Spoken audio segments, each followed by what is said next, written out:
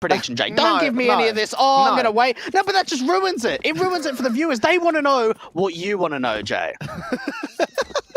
No, because the reason why... Okay, right. Go on. The reason Try and get out of this. I'm going to get out of this, because the reason why I'm saying I'm going to hold off on predicting is because, listen, Train is a very contentious map and a very controversial pick, I feel like. Again, PACT stomped them 16-4 in the group stage, and they have the potential to do the same right here. So, in that respect, if they can get this Train, I could see it being a 2-0. But if SG.pro getting this map on their board, I could see them potentially taking a series. You're right about that, you know. Like, I can see them having the opportunity to do some decent damage on this CT side, but for me, it all comes down to whether or not they can win Train. So, pistols out, coming straight in for all squads. USP's in for the CT camp, the defuse on Lunatic.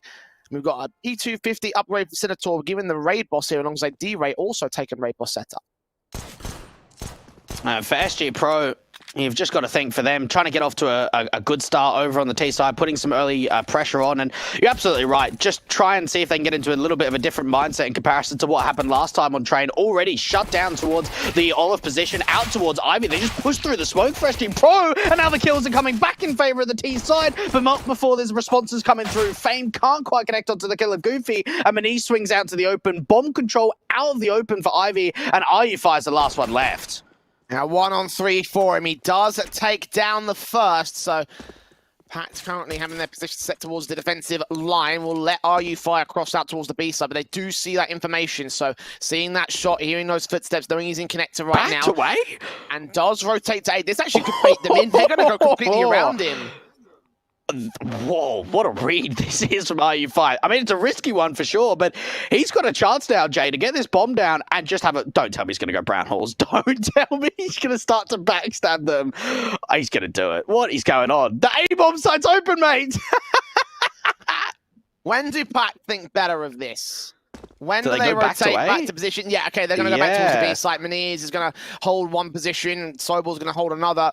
And RU fire, 15 seconds, has run this timer extremely low. Had potential in this matchup, but can he catch off Maniz on the bomb train? He's got to go for the bomb plant now here, first and foremost, but he's sneaking up. He sees him. He doesn't see him. He does now, drops in, takes the shot and takes the win, but doesn't take the round. The bomb plant a little bit too late for him, and that's going to cause massive economical damage on the start.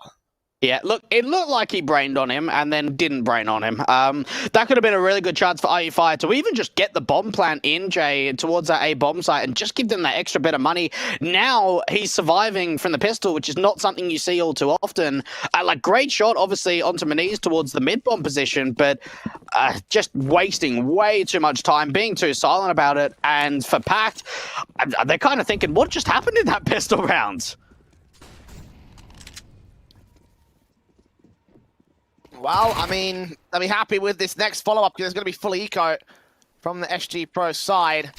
And he's there with a quick SMG in to do the damage on the first player. D-Ray dropped to the second, Senator makes the face burst in on the 3K, not quite. The kill comes in. He's for the Glock on a 2-for-1 trade, but it's only an SMG dropped. He got plenty of money out of this one, so for the rest of the CTs, they should hold their face. Not quite getting the kills. The bomb does get dropped by Sobel in the NC. That second player is Senator. One more towards the site. SMG in the backlines will swing around, deny it, and take both the kills. There you go. 2-0 for PACT. Do SG.pro buy in despite the issues on the money line here? They've got to. Yeah, no, they have to. Just because RU Fire doesn't have a lot of money, he can go for a MAC 10 or go for a Galil. I mean, that bomb plant certainly would have helped the investment just a little bit further. Kisei upgrading into the SG, which you don't see all too often. I think there's only a handful of players that still use the SG on a pretty regular basis. It's Kisei on this SG.pro side, and also Hades up on Aves uses it a little bit as well. So, yeah, look, for SG.pro going at least aggressive towards Ivy, but so is Darko. Flash coming out. He doesn't find anything. At least Sobel finds a trade. A 4-on-4 situation. He backs up for it. AK picked in to the T-Con area. There's a large stack of CTs here in T-Con. And when he is out from CT spawn, going to hold from the second A2 area. This is actually a very, very off angle that most T-side players might not be expecting. So we'll get Kisei, D-Ray next up the face, and next to Fall. Fame gets a trade back of his own right, doubles up, taking a Sobel to the back of the side. That was a really good shot. A 2-on-2 scenario brought down, making it a 3K for Fame.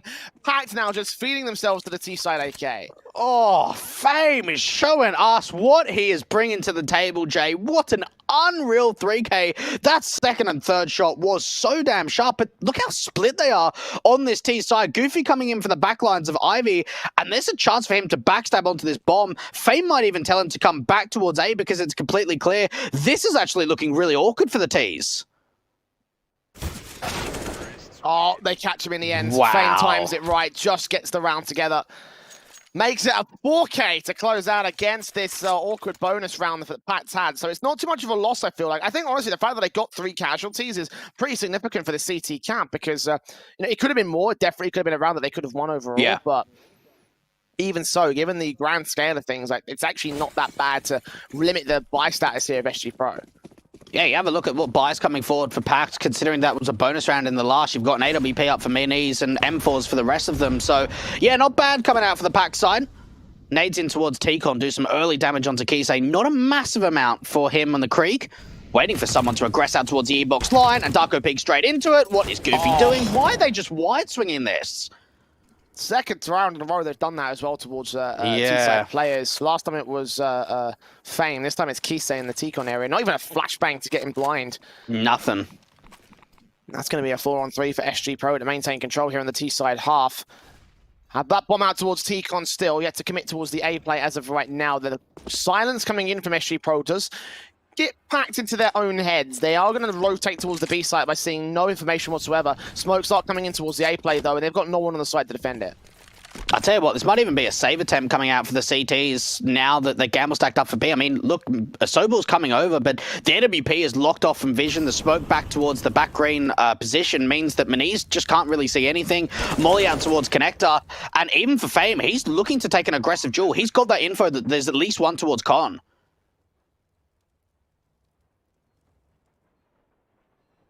Warp round in the corner, seeing one, couldn't connect that shot. Couldn't get that kill.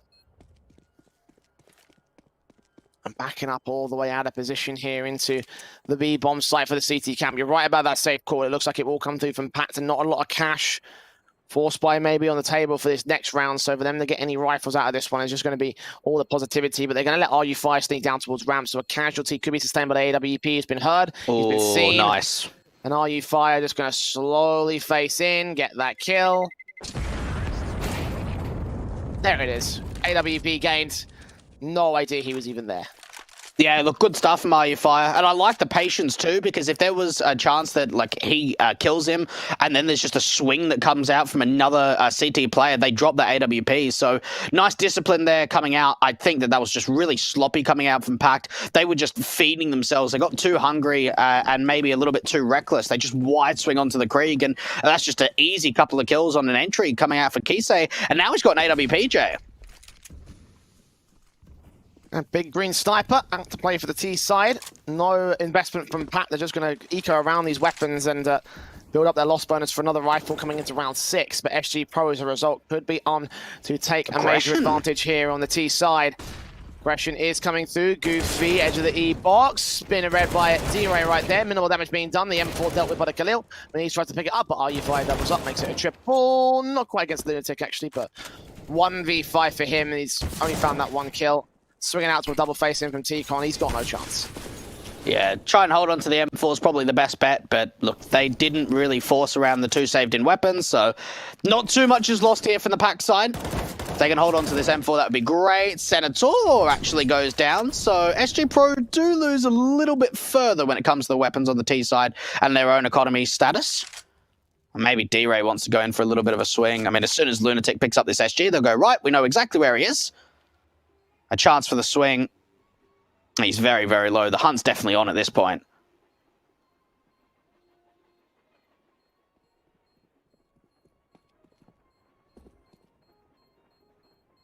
Just got to hold on to the Krieg. Just got to keep this weapon in play. They're sneaking up slowly but surely.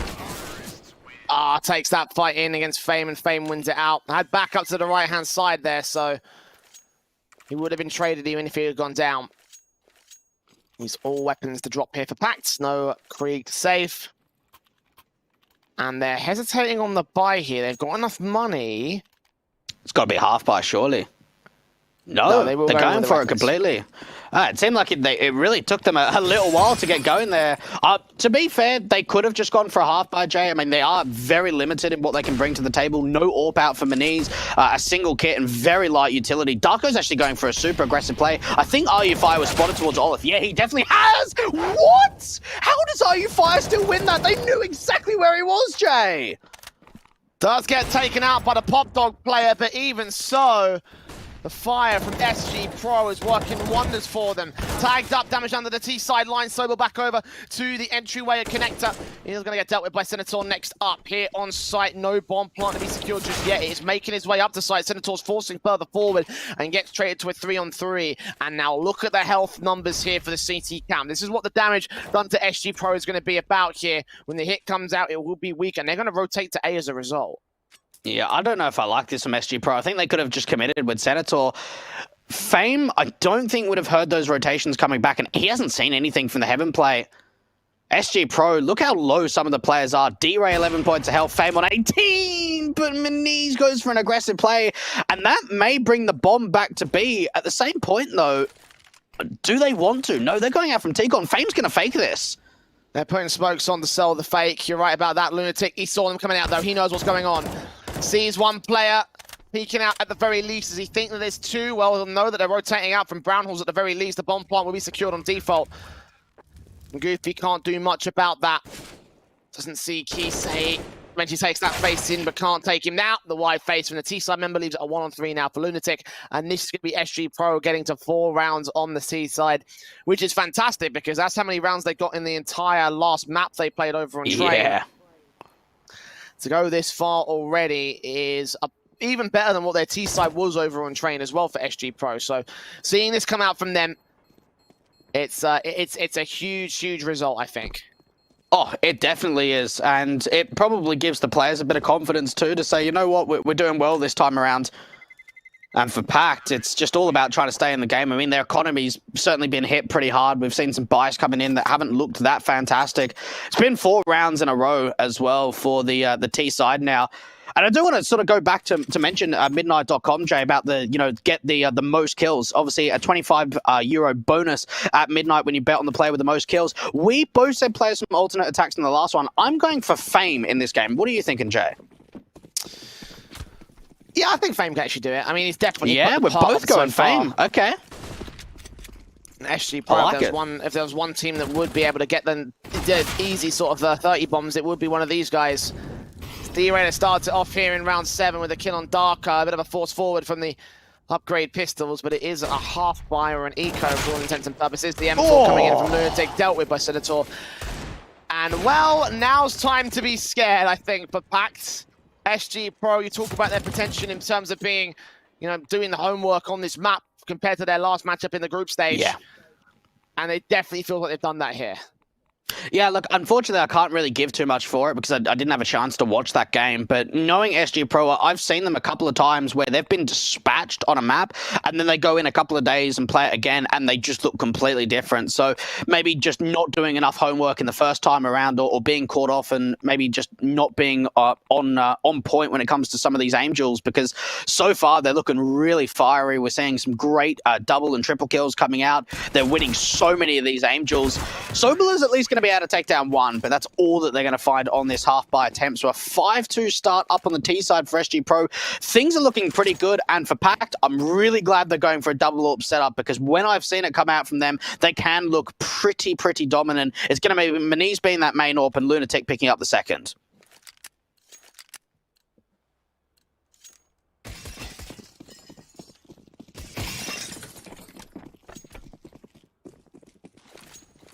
Rifles out. Of course, standard buys in. AWP for Kisei, the Krieg for D-Ray, and the 3 AKs. It's double AWP set up a PACT here. Needs some sort of change of pace. Needs some sort of a change of rhythm. Do something to counteract the SG.pro 5-round win streak, which they're currently on here on the T side. Damage done to Kisei in minimal amounts here. The HE's not being as effective as you'd hope they'd be. That one could be better for Sobel. We actually landed in the center of mass of the T-side line. Ooh. The spray continues, almost gets a kill. It's Beniz instead, fragging on Fame, kicking things off for the CT forces, dropping that bomb in the open as well, and the CTs know about it as well. Yeah, what a sick round so far coming out from PACT. Great damage on the HE, great spam. They've got to try and recover that bomb, and they've just been able to do so. IU5 is going for a bit of a solo play from T-Con to try and get the man advantage back, but that's not going to be possible. And for SG.pro, Jay, like, although there's a lot of money, I'd just be saving here. 3 on 5, you've got 2 players very low. Just go for the save. It's not even worth going for this round.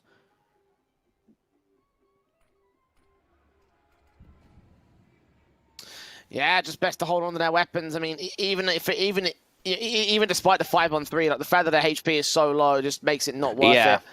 They're probably going to go falling. And the money is still there for SG.pro, so they can justify the save call. It means that they have some extra weapons. They will lose out on the money bonus, of course, going into the next round, but it's not too much of a worry, I don't think. They won't need to invest in the next one when they would have invested otherwise, so... Third to the board of PACT, and much better from them, especially with the nade placement there. You know, it did look a little bit awkward with that first HE up to the apartment's entrance. But that second one on the ramp was it basically won the whole round. Yeah, no, it really did. And to follow up with spray too. A good spam attempt from PACT. And look, it slows things down from SG.pro, not only in the sense that they're able to stop the streak, but it's one of those rounds where we've seen a fair bit of quick presence coming out from SG.pro. Then after they get denied, they start saving, and there's just a lot of silence. And now this is an opportunity for PACT to be able to really start getting more involved. They've got a couple of AKs now up on this CT side. For SG.pro, they've been able to build up an economy, Jay. So even with 3 players saving in, they can buy around it without an issue. Look at Kisei, the confidence to scope in with an AWP solo into Pop Dog, Jay. Looking back upstairs, though, did you think there's a backstab or something, or is he just evading a flashbang? I'm not really sure. Yeah. Either way, it's not going to be any swing or hit coming in from the CT side. I'll put some incendiaries down, which will force him to vacate. D-Ray is in the front corner, though, but he wins the fight against Goofy. 6 points of health, staying alive and firing away from Dark, and not going to connect him towards the cross. The flashbangs do come out, but D-Ray stays in play here. I tell you what, there's so many duels where you just don't expect them to win out. He finds a second one. The Krieg's doing work. Senator now onto Lunatic. Meniz and Sobel are the last ones left in a 2 on 5, Jay, and already the wraps coming in from the Ivy play. Meniz is stuck on the bomb trade itself. There's players everywhere from SG.pro. Meniz does find a trade back, but that's known at the AWP. Sobel gets tagged up as well. He's now known the same. He does find RU Fire and drop that bomb in the open now. AWP swinging in. Sobel gets a secondary frag. Not quite a third, but he buys a chance from Meniz to work inland. He's got to get Senator to drop, though. And unfortunately, he's too close. The AWP not expecting it and going down. Just like you look at how they're running their default there, and they're just everywhere, Jay. You've got D-Ray finding a couple of kills in Pop Dog. You've got players in Ivy, and then Senators in Old Bomb, and then you've got someone towards Hell. Like, they're so spread on the map. They're so individual based here on SG.pro, and it did hurt them for a little bit. PACT got some really great responses in that 2v5. A chance that there was even a winnable round in that situation. Fame, AWP actually gets a bit of damage done to him. 3 HP in the end. Orpin flashed out. Meniz gets tagged, but Goofy gets the opening kill on Senator. So 5 on 4 situation with Fame tagged at just 3 points of health. So again, the CTs have started to find the counters to the SG.pro side.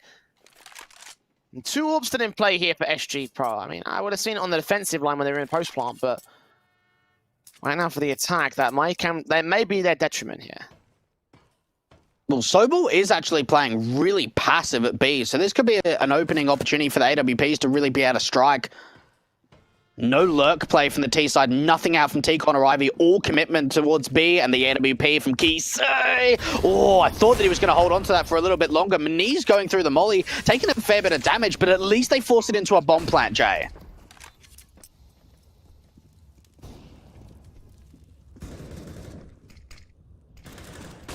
PACT going to retake this. They are suppressed from the side. Sobel gets Kisei. D-Race point blank against Darko. Comes up with the frag, but quick to fall back to Meniz. RU Fire gets a kill back to return, though. So 3-on-2 scenario. And PACT Gonna get it back to 1 now. Are you fired? No to the bomb site, like he didn't move at all.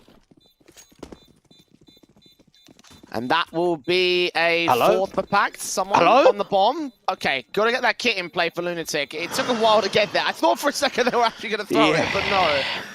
Okay, we're fine. They only had 1 kit, and I got really worried for a moment when no one was defusing. But they get it. They get it in the end, Jay. We can hold on. So 4th round goes the way of PACT. SG.pro taking a bit of a tactical pause to maybe think, how do we want to try and get back involved? We've seen a couple of back and forward rounds. We saw in the post plant how aggressive they wanted to play. D-Ray really pushing up towards the backlines. Kisei even jumped on top of the bomb train with the AWP, Jay. Like, just some really aggressive sightlines coming in from SG.pro, but overwhelmed from PACT in the end. Yeah, this is quite a game. And I'm just hoping that we get to see a little bit more of some streak rounds rather than back and forward. We saw it at least towards the end of that last series, right, on Dust 2 between Alternate Attacks and Giants, with so many back and forward rounds going through and no one being able to win sort of 2 or 3 in a row. We're now sort of getting into that stage at the moment.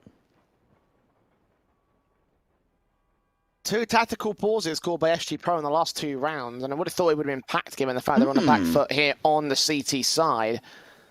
There was a great defensive held there by the great retake, I should say, held there by the CT forces, and SG.pro falling apart for it. The buyback here for round 11, obviously the money is still really, really good for them. They really force another buyback off the back of the next round as well, so a lot of potential for SG.pro, and PACT have to get to evens before they can really reset the economy line here. Molotov's down. And from the T side, going to try and drive the common positions away from PACT, but they're just as passive on their default line. Manise actually going for a pretty aggressive sightline. They're actually bringing both AWPs out towards IVJ. Both Manise and Lunatic are locked onto the same position, which is a little bit unique. You don't normally see the AWPs playing this close together. And that smoke going to go down, sort of fakes out that no one's aggressive towards Ivy. I like this play from Lunatic. They might not expect this. The jiggle peak's coming out. The AWP gets baited, however. Yeah, they heard that scope in, and missing his shot means no kill for the big green gun. Lunatic falls back out position and re-smokes it down to buy even more time and more cover for the Ivy control. SG.pro, 60 seconds. Still setting themselves up for the 3-pronged attack. 3 players in at Ivy, 1 at T-Con with the bomb on his back, so he's got to make his way in towards the site directly. He's setting up utility towards Pop Dog, so Goofy can get isolated. D-Ray. How's he going to play this out? How's the AWP on the site going to play this out for Lunatic? He's ready for the contact in towards Ivy. Knows that there's a majority T-side presence out here. Bomb's been dropped in T-Con. They're going to leave it behind. Lunatic comes up with 1 good frag. Flash is coming over as the wraparounds do come through. Kisei will get Lunatic to a 4v4, and now it's been the easiest time to shine. Good flick on RU Fire. Vertical back down towards the red train. Swing out from T-Con. He sees the AWP back over towards Ivy. Second face does not allow the kill, but it's stalling for time. 15 seconds as Darko gets fame. Bomb yet to cross out. Goofy will get him to drop and secure the round for PACT. Really poor round there from SG.pro. No one's got the bomb. And what that means is the initial offensive just can't continue their presence. They actually have to slow down to wait for that bomb to get out of T-Con. So they're not able to just force in the bomb plant straight away and pay the close plant out. A little bit disappointing from SG.pro, just a slight mistake being made there. And for PACT, they just capitalize on it. Some really great shots coming out from Manise in particular. And PACT trying to at least get closer to tying up the scoreline, Jay.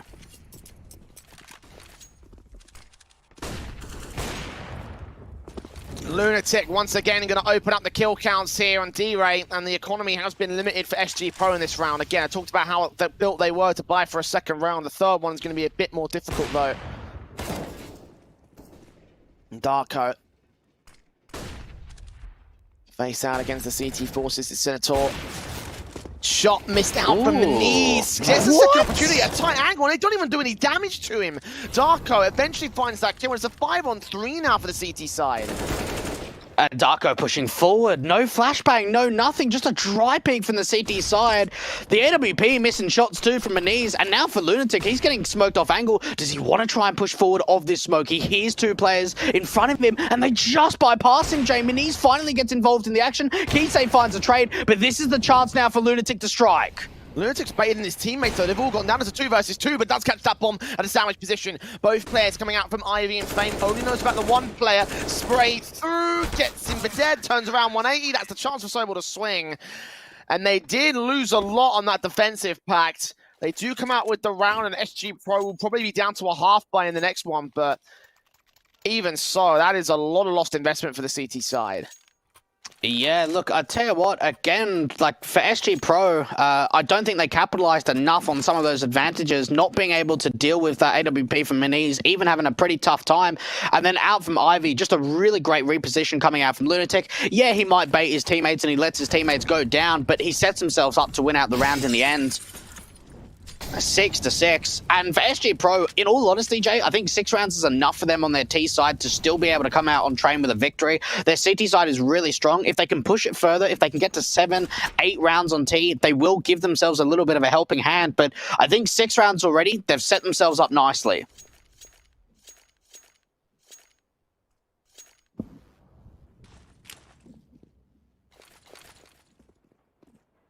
Smokes on range down into the A site, so we're going to put a good nade up. That should do damage. Indeed, they're going to get tagged up by the Molotov. Sinator comes up with the opening kill, but Goofy returns back to Fame, and the T scramble to regroup and find a new way in. Secondary frag for the M4. Sobo gets involved. RU5 gets a trade, so there's always that. And the Deagle catches off the Orpa, so this is a lot of damage for an eco round.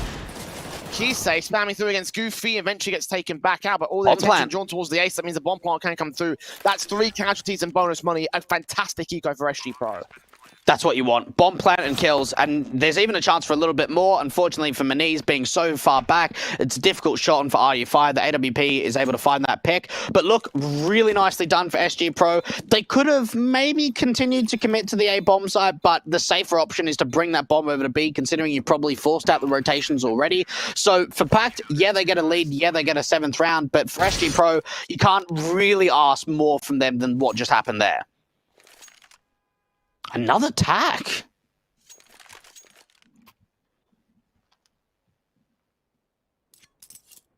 That's 3 so far for SG.pro. I'm loving it. We didn't see it enough. Here's the thing, right? You compare it and contrast it to other teams in the CIS region, like K23, for example. You never take a tactical pause, and for SG.pro, it's a very different story. I like it. Again, you know, it's like it's not like something that they're defying their region because they're the underdogs here, and they need to keep realigning themselves to ensure that their inexperience doesn't get the better of them. And it has got the better of them on several occasions. So seeing them take these tacticals, it's a good sign for SG.pro because it means they're trying to keep pace with PACT. Yeah, just a 1-round deficit, but we have seen a bit of a streak now going the way of the PACT side. Krieg actually coming out for D-Ray, and I tell you what, the Kriegs on the T side, when they have come out, actually have done pretty well, flashing towards Brown Halls. Sobel probably should have been able to capitalize on that kill for RU Fire. I think he gets pretty lucky about that. Gets away alive at least, so there's that much. Tagged up a little bit.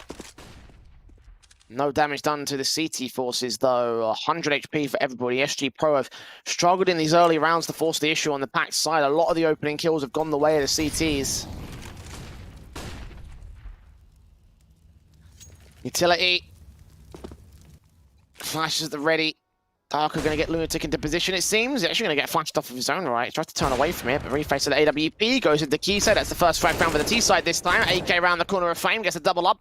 Goofy turns around one tray, but not expecting a player to peek in for the back lines. Or in of the sight from the knees. Gets that first and that second, with the flank coming in from RU5. Keeps the trades going for the T side line. And Sobo is left alone towards Hell. Not spotted by D-Ray, though, so maybe in a flank position.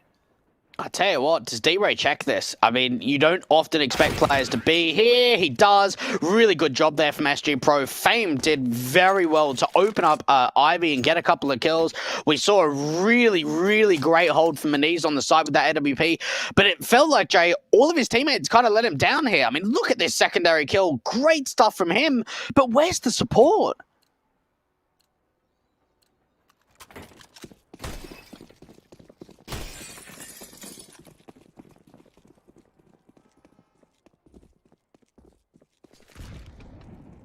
Nowhere to be seen on that CT forces. SG.pro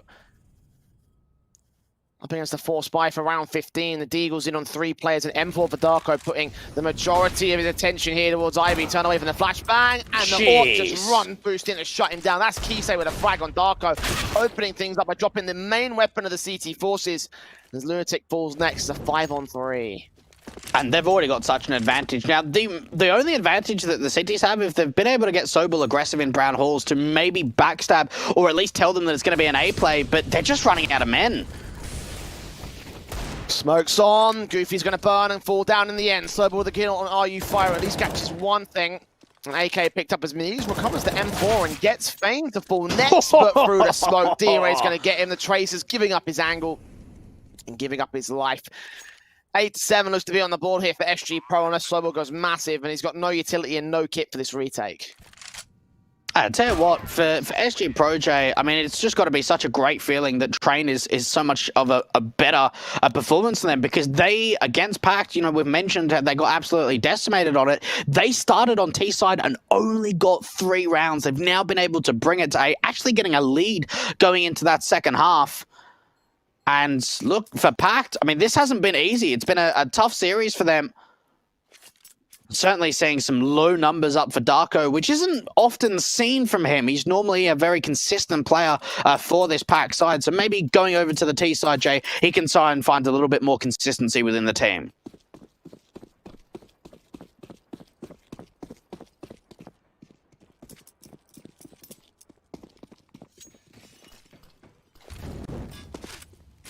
Fake A. Molotovs. Fake A for Sobel here on the pistol round. PACT going down to the B site, and D-Ray sees them. He's like, yeah, I need backup. I'm not going to go for this retake until you guys get here. And Lunatic will just try and force them back further into the back lines. Good shot on Kisei. Headshot on the first and the second for Lunatic. He's got plenty of support behind him. A famous Senator will crossfire to get the trace together. 2v2 as Darko holds face, and Sobel is left alone without Kevlar, without utility. Without position on the bomb, I don't think. It's on default, sure. D-Ray's low HP, got a swing and take that kill. He'll get it down. Now force Fame to stall for extra time. Knows that he's there on the ladders. And again, Fame without a kit. 3 kills so far in this matchup. He has got a kit right now. Swing back. Sobel's going to get a kill right. No! They got it. He'll just hold the round for PACT. Oh, that got close. I thought he got the defuse, in all honesty. Okay, well, they get a kid on the site, and rather than just trying to bait him out to the open and keep trying to take the exchange, they just try and stick it again. How close was this? Because I honestly thought he got the defuse through. It had to have been down. It had to have been milliseconds. Let's have a look at the timer. Oh. It says 0. Oh. What's going on here, Jay? I don't know what happened there. But the diffuse timer says it should have been on. And I definitely agree that it probably should have been right there. Maybe it got confused. Maybe he thought he had a kit. I mean, I definitely thought he had a kit, but... Oh, he had a kit. He definitely had a kit. I don't know. I couldn't tell you. There's some technical explanation about that. So, yeah. Anyway, continue. Well, what I do know is it's 8-8. We've got a tied up scoreline once again, and at least for the PACT side, Jay, they are going to be up against a Force Spy, but being able to win out the opening round allows the AKs to come through. Good tag, actually, to come through onto Senator, doing some early damage.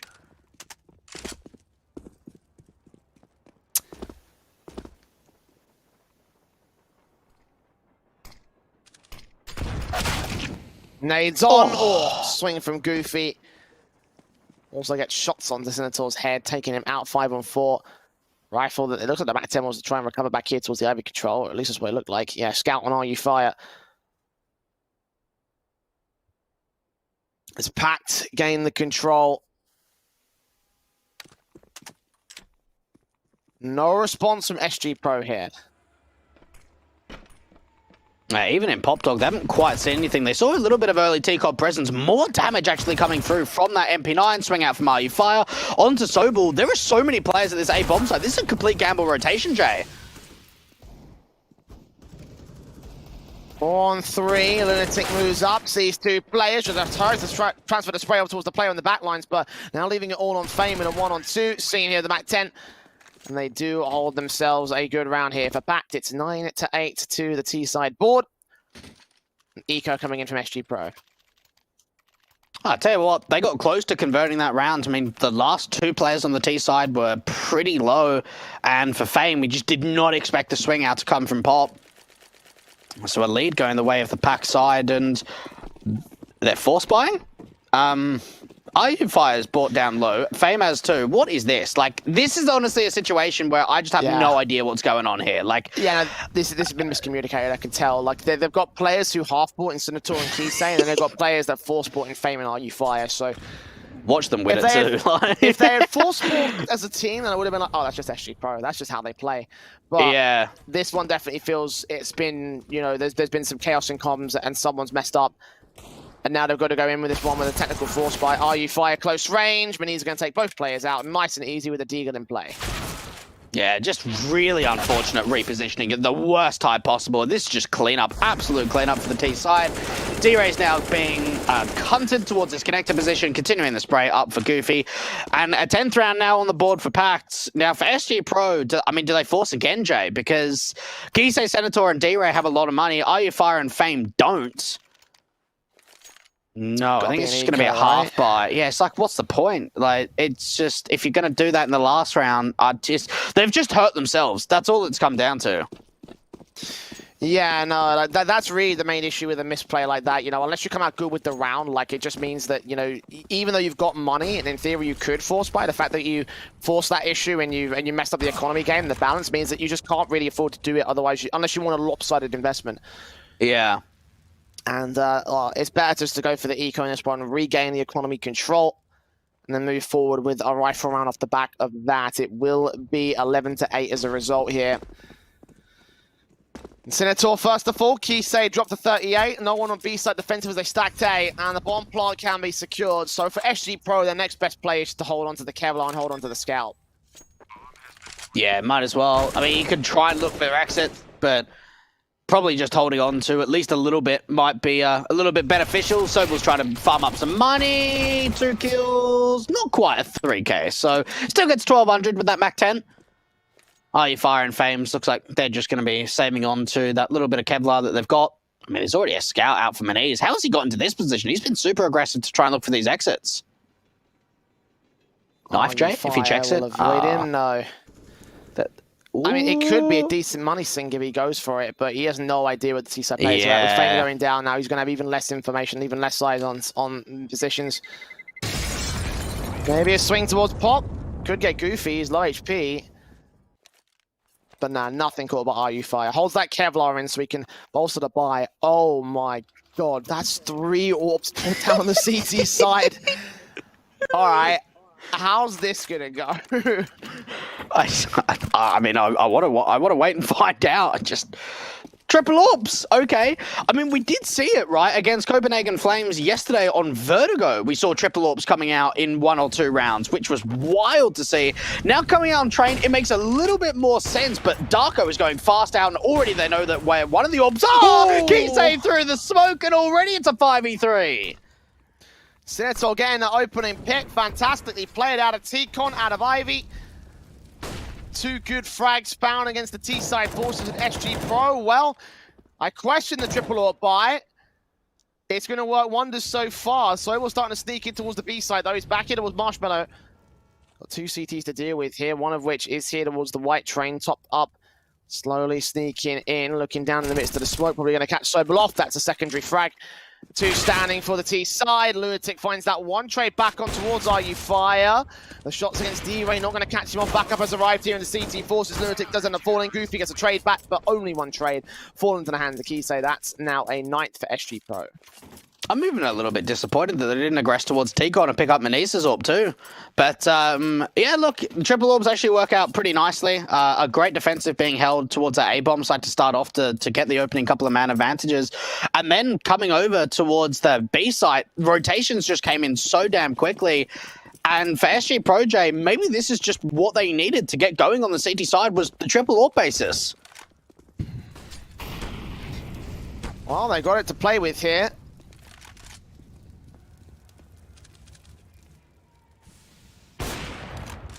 I like this wallbang lineup for Manise. It never usually works because it requires a very specific angle, but... Yeah. Not going to line up for the T side line. The nade should do some damage to Fame. Not a mass amount though. It lands way too deep, but he's playing close towards the entryway towards Pop Dog. And SG.pro just playing on the sights here. Ready to receive PACT, who have gone very, very passive in this default. Yeah, not really taking too much map presence, are they? I mean, it's already a minute on the clock, and they don't even have a player in Brown Halls. You've got Sobel just waiting for an aggressive play. Even the B players, look how passive they are. They're playing like a double con setup. They're playing Fame in Pop Dog that could potentially be on a quick rotation. And he hasn't heard anything. No sound cues coming through. It's all just a matter of timing unless he makes his way up. And PACT just leading into a B-side exit with the late lurk from Ivy.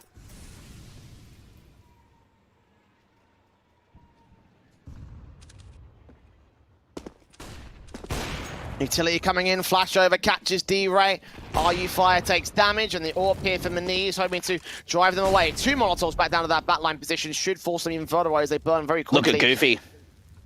And a backstabbing coming from Goofy's part of things. Did they hear him? Did he make any noise? I don't think he did. The AWP of Kisei will still watch that backline though.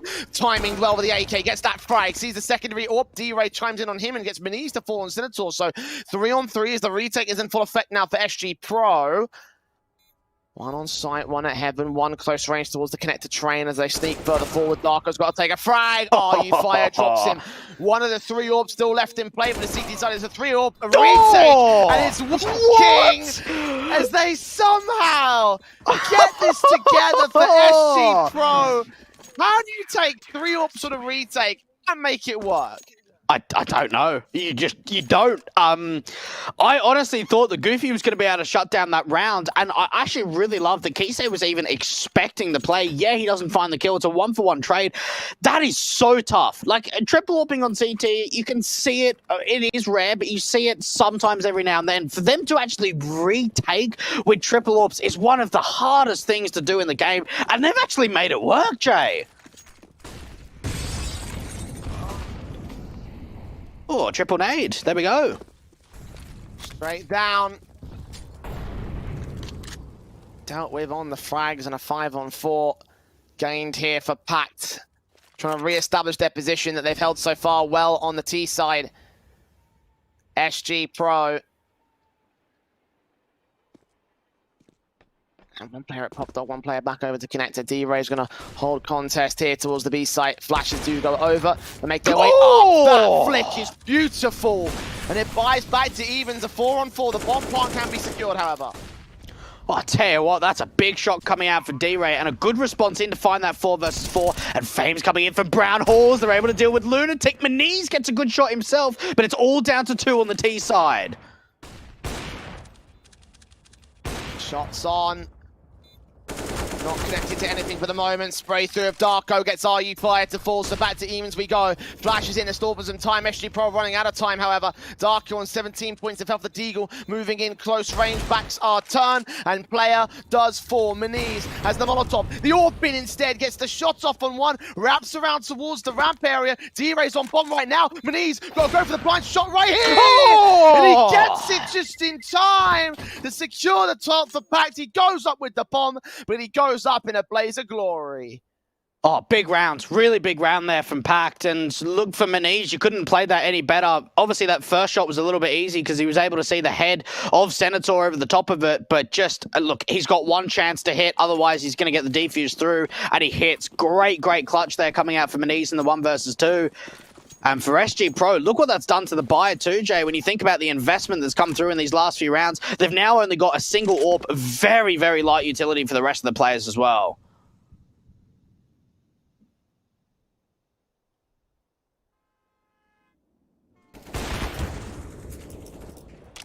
Kisei taking contact here for SG.pro, hoping to control.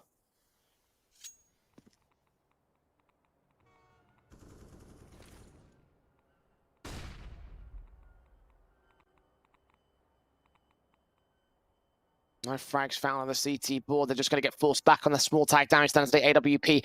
SG.pro forced away from angle. It's the passive T-side default. PACT are setting themselves up to A. And they've got a bit of an angle in towards this T-Cob position, especially if Goofy swings out first with a bomb. Things could look pretty awkward for the T side. They're going in for a split, and they've got Sobel to come down from Connector. SG.pro have got 4 players at this A bomb site. They're even rotating off of B2. Opening kills going the way of both Kisei and Fame. 5-on-3 situation, and M4, you fire, sprays through, locks down the next 2 players out of Olaf, so it's all left to Meniz as PACT try to B play, rotated to A, gave SG.pro enough time to adjust against it, and now, well, it looks to all fall apart. Unless Meniz can isolate these 1v1s, he's done a good job so far, but 20 seconds, and eventually gets tagged up twice to the head. That's D-Ray with the frag, SG.pro with 11 to their CT board, within 1 more of the lead. And I tell you what, PACT are kind of in double eco. They have to force it, Jay. Look at what that's done to the T-side economy. You've got players that can't buy going into the next round. Really nicely done here from the crossfires from SG.pro. RU Fire in particular towards the top of blue, doing some really great work to be able to drop that bomb and force Meniz alone.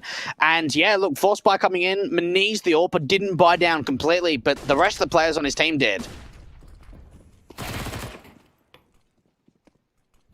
There's Fame with a frag on Goofy. And a second to Meniz. That's a 5v3 situation. Pop flash downstairs. And he gets Sobel next up. Makes it a quadra. Fame wants to get that top frag reward. It's a 1-on-5 for Lunatic now. And the force buy from Pat just picked apart by an SMG and a USP. Wow, just this guy, this kid, 17 years old. He is a real big prospect, Jay.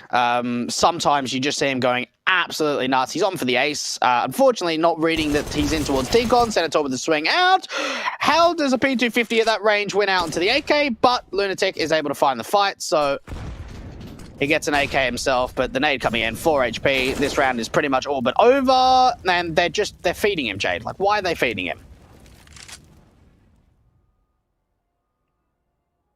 Why not at this stage? Just hunt down that AK. There's 4 points of health.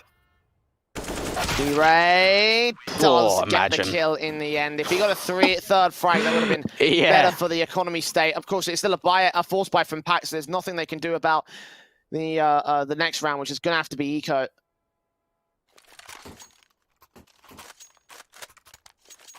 And basic pistols out for this one. No investment from the T side. Yeah, no, they can't just invest into anything. So it looks like it's just pretty much going to be Glocks across the board. And for SG.pro, they've got the double orbs back in play, Jay. I wonder if a third one's going to be coming through because, I mean, D-Ray was really showing up at it towards the B site. And 12 to 12. This has been a really, really decent recovery from SG.pro. Because you've got to remember too, Jay, PACT won both pistols. They got a 2-0 start in the first half and a 4-0 start in the second. 2-for-1 trades. Goofy does find at least a fight back. Look at Meniz. Look at Meniz. He catches Fame. Kisei gets a trade back. Burst through. D-Ray barely gets that spray together. Goofy now left alone, trying to take at least a frag back. Incendiary on Senator does not catch him for dead, so he'll get away from that much at least. Now he's back on Goofy. They may have heard that tag. Either way, he's going to make some noise. Take the spray in on Kisei. Actually take him down. He's got HP advantage with D-Ray and Senator. This is possible. This is very doable. This is actually winnable here coming out for Goofy. The thing is, though, are these footsteps being heard from T-Con? And yeah, they certainly are. Oh, tight angle being held here from D-Ray. He's so low. Goofy wants across their placement like not good enough. A 13th round now up for SG.pro and for PACT. Considering that was an eco, that's actually pretty impressive.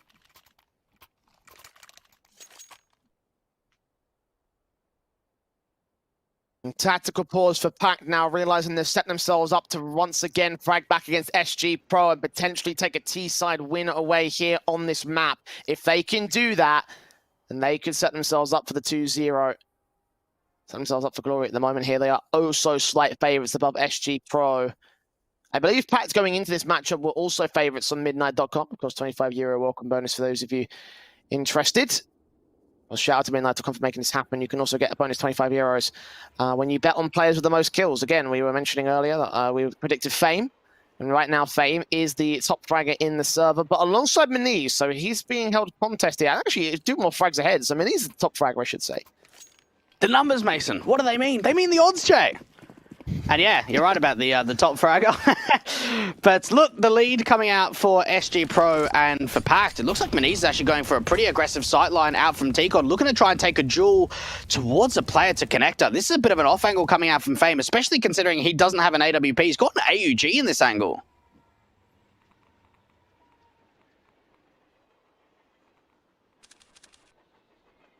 Oh, it's been seen. We saw one. Wallbang? Go for the wallbang? No, but Molly he's first. down. Try force him out. Try see if he can get that kill. It landed deep though. Oh no! Well, they still know he's there. Yeah, I mean, obviously they're still going to be able to crossfire against him, so Maniz is going to have to work real quick and hard if he wants to try and isolate a kill to the edge of that gun barrel there. Come on, Is Kisei not going to go for the wallbang? Does he even know you can hit the wallbang? Like, oh, that's so frustrating for the CT side. Don't tell me he's just going to slow walk the peak in. No, Maniz actually wins it. They knew exactly where he was. I can't believe that's happened. How does Maniz, first of all, stay alive? Second of all, actually find a kill?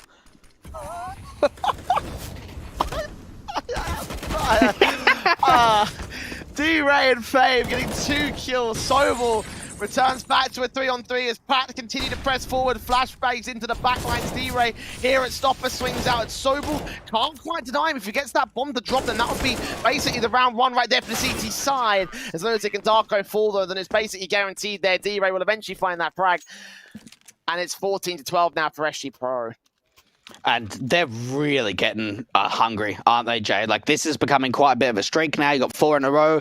They're getting 6 out of the past 7 rounds, and PACT just have not found the response. It's as simple as that. You've got some big numbers being posted up by Maniz. Even finds a great opening kill in that last round, in which no way he should have. But SG.pro, they're bringing this back. This CT side is looking so much more confident than their T.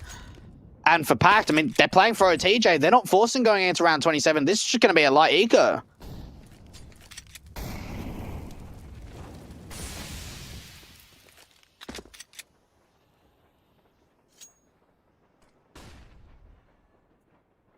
So AWP and for Kisei watching out the IV control, but back passive. On the T side, CTs are the ones that are trying to regress further forward at this stage. They've got Senator peeking in. A minute to go to the clock at this stage here. I mean, they have run the clock pretty low in the past here, PACT, but they need to get at least a bomb plant here to get something out of the next round here so they can have a confident buy-up. They're playing for overtime, and Goofy is shut down first. IU5 is going in for a really aggressive position, but he hasn't been seen just yet. Kisei with the orb is going to try and chime through. They do find a weapon over on this T side. It's an AK now being used by Darko, but how much more can they do with it? Well, it seems like it's going to be at least more damage, Jay. 2 more kills back and forth between both sides. The Lunatic left alone with a P250. Ooh. Good tag on D-Ray on that drive-by shot. Now got a focus fire to the player. That Matt Lines and Kisei's got the AWP for the better range game and the shot to kill. A 15th SG.pro map point now for their map pick. PACT still have 3 to go to overtime. There's still a possibility they can make this happen. Yeah, look, it's all about now trying to deal with these AWPs. We're seeing an AWP being thrown over. How many orbs did they actually buy in this round, Jay? Is it 3? Or is it only 2? No, I think it's only 2. Yeah, Senator and Kisei. I thought for a moment there might have been a 3rd one being dropped over. But maybe something a little bit quicker coming out from PACT. Look at the pacing, at least in terms of the utility. Trying to go really quick for the outside util, but they don't actually commit with it at all. It looks like they're trying to take some Brownell's control.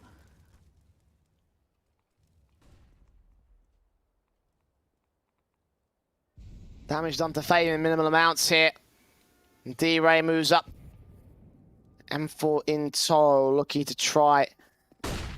Drop down, flash in. 2 players seen. Spray is good for a frag, not the second. Darko finds that trade. Gets straight to the bomb site and sees that AWP. Fortunate to miss out the shot right there. The nade will land close to him and not do much damage. 4v4 retake up. Another CTC. Maniz takes that shot. RU Fire drops. Just safe. Don't go for it. I don't even know why Fame's around here. Like, just hold on to these 3 weapons. 3 versus 3. They find the trade back. They're going for this, Jay. Why? It's the SG.pro style. Force forward every time. Senator can't seem to find any, picks back the backline. Zack stab coming in from Lunatic, gets both the kills on the last 2 players, and that will leave PACT at a 13th here. keeping their wits about them, keeping their chances in play.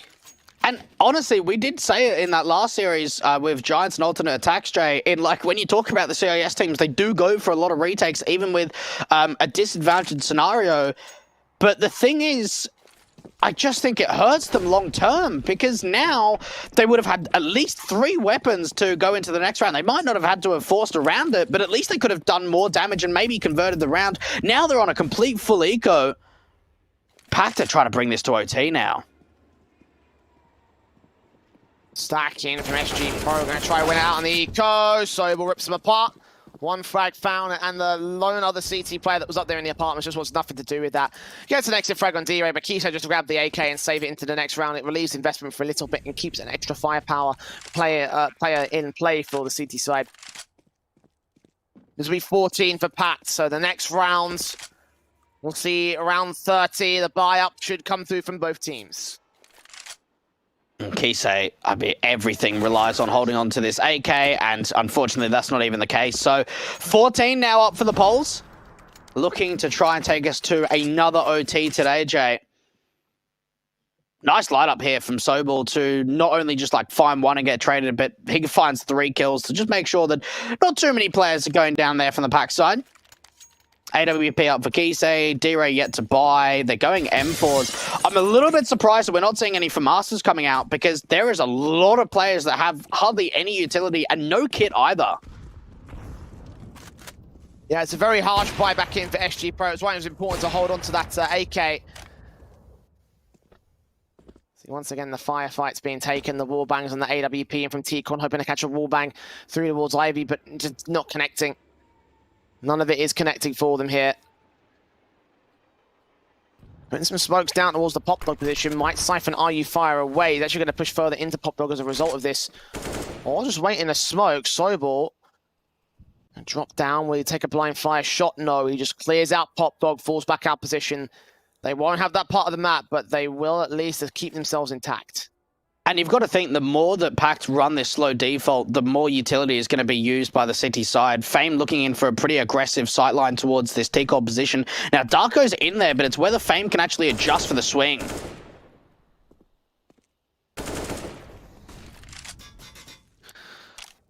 Pass up. Damage done. Minimal amounts against the Darko. Flashes over from Sobel, going to try and sell him on the B play, but I think they realize that there's going to be a lot of Ivy presence as RU Fire clears out the brown walls. They now know where they all are. Senator with the spray, lines up on 1, damaged under the second. Maniz on 6 points of health, and now needs to flash his teammate in. They've seen the player top of green. They'll get that headshot in as a result. 3 on 3 as Sandwich is controlled, and RU Fire on the default plant position. The AWP back over at E-Box. Darko sees his man, takes him out, tapped his head off his shoulders, but RU Fire is the main danger. Could deny the bomb plant if he sneaks around from it. He gets taken out right now, and the burst through of D-Ray catches 1. Bomb plant secured on the train itself. The spray through D-Ray looking for a secondary frag. No info on Lunatic though. They have the bomb plant set up. On the bomb train, the AWP hits the shot and D-Ray stays alive, Jay. A chance to go back towards the M4. It's into a 1 versus 1, and Darko is playing behind the red train, now up onto the ladder, and it's all about wasting time. D-Ray trying to see if he can spot him out. He gets the shot off, but can't quite connect. Tries to get down again, and he's trying to get Darko, but can't quite hit the shot. He's just baiting him out, trying to waste the time. D-Ray doesn't have a kid. The AWP, it's the no-scope, Jay. Has he got time for it, though? No, he doesn't. We're going to be going to OT. To think he hit a no-scope in a 1-on-3 and still couldn't get the clutch. Oh, that sucks for D-Ray so bad. PACT just barely escaping with that overtime. Barely escaping here with that 15. Watch these shots again from the AWP. D-Ray did so much effort there. And again, he didn't even scope in. I can't, but he's going to be so disappointed with that round. Yeah, and look, there are a couple of chances for SG.pro to be able to just take this over the edge. I'm a little bit surprised, even with MR3, 16kj, they're not going for those triple orbs. When they had them in play, they found so much success with them. They're just going back to the double between Senator and Kisei.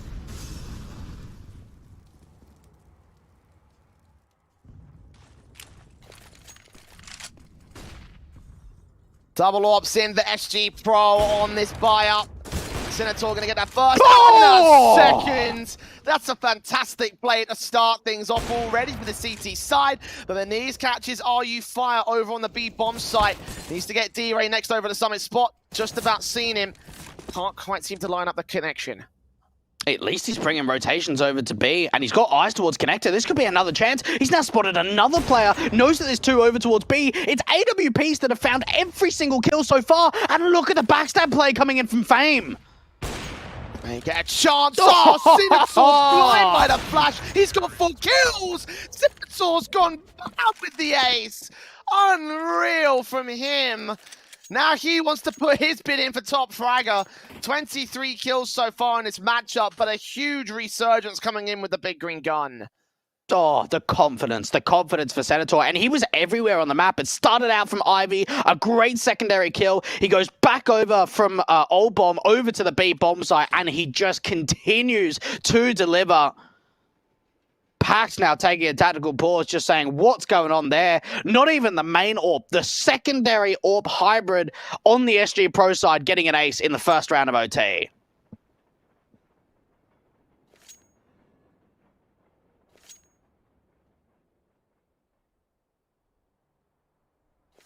And PACT called the tack at this stage. I think they've still got like 2 left now. They called 1 regulation on that one right there, so still a little bit in the reserves to work with for this team. The Polish squad looking to try and put the hurt back on SG.pro. They've regained the lead here on CT side.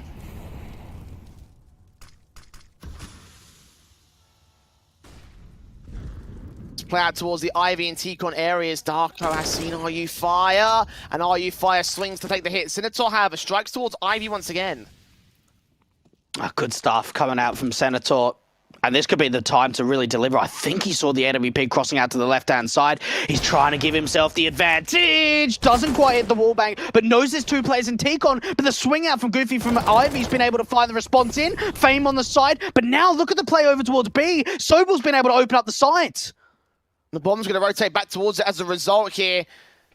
You see D-Ray knifes out. Did he see the T-side player? He didn't. They're going to continue drawing their attention back over towards the A-bomb site. Got flashes coming in as D-Ray keeps shoulder baiting. It's going to be a kill that clears out the only CT to defend against it. The bomb can make its way out of upper planting down on default. Kisei and Fame 2v3 against him on the retake. Yeah, tough one here for SG.pro because they have an idea of where Sobel's playing from. They don't really know. AWP tries to bait out, and it's just not going to happen. Fame going down. Kisei now the last one left. What a response coming out from PACT. I love the way they put so much pressure towards Ivy and the outer bomb side that it brings the rotate out from connector of D-Ray to even look towards A, and that is the opportunity that Sobel has to walk out from B, get behind, bring that bomb over, completely open up the site. And now we've got another tied-up scoreline, Jay. It's 16-16. Wow, our teams today really want to give us as many overtimes as possible. It seems they really do. Giants versus alternate attacks earlier on Dust 2, and here on Train, PACT trying to take the lead away from SG.pro, trying to add that hurt that they had over in the group stage matches. Remember that, again, it was PACT the ones that took Train in that best-of-3 series. So if they can do that right here again, they could be on to do some major damage to the Russian core. So Orps out, Scar in for D-Ray, the auto sniper. Where's it playing to? I believe into... Oh, there is 2 of them. You're right about that. Senator in towards the Ivy control, and they're going to crossfire, get Goofy to drop. Senator's been playing snipers all overtime so far, and he's worked wonderfully with them, but the Orps of the T side do chime back. Oh, look at this aggressive angle coming out from Kisei. This is so far pushed up with the AWP. I don't know if Sobel's going to expect this. You'd expect at least a wide swing on the angle. Tough shot to hit from Kisei. He's starting to reposition, Jay. He can line them up, but he doesn't hit the shot. They can now run into B. It's completely open. Premature, I feel, from Kisei. Now Lunatic lands on Fame. 2 standing, the auto snipers up for the retake. We saw what the Orps could do on the retake, and this time Senator taps his way to victory. 1 player in D-Ray left standing here for the CT side, does get Lunatic to fall. That HE looking to put down the bomb plant position. Deagle trying to get out of dodge, but Sobel catches him, and PACT have a lead at the turn of the half. And you've got to think that PACT have been able to deliver better when it comes to OT because both teams, I don't want to say struggled on T, but found more success on the CT side. So now that PACT have been able to get 2 rounds on T, you've got to expect that once they go into that second half, they'll start being the ones looking more comfortable. And you're right about the OT. We saw it in the last game, but Jay, we have only seen 2-0 so far. We saw a 2-0 in the last one. And for PACT, if they are able to continue this presence out on CT now going into this half, they've got a chance of taking Train, and that's going to make things so much easier going into Dust 2 if that is on the cards.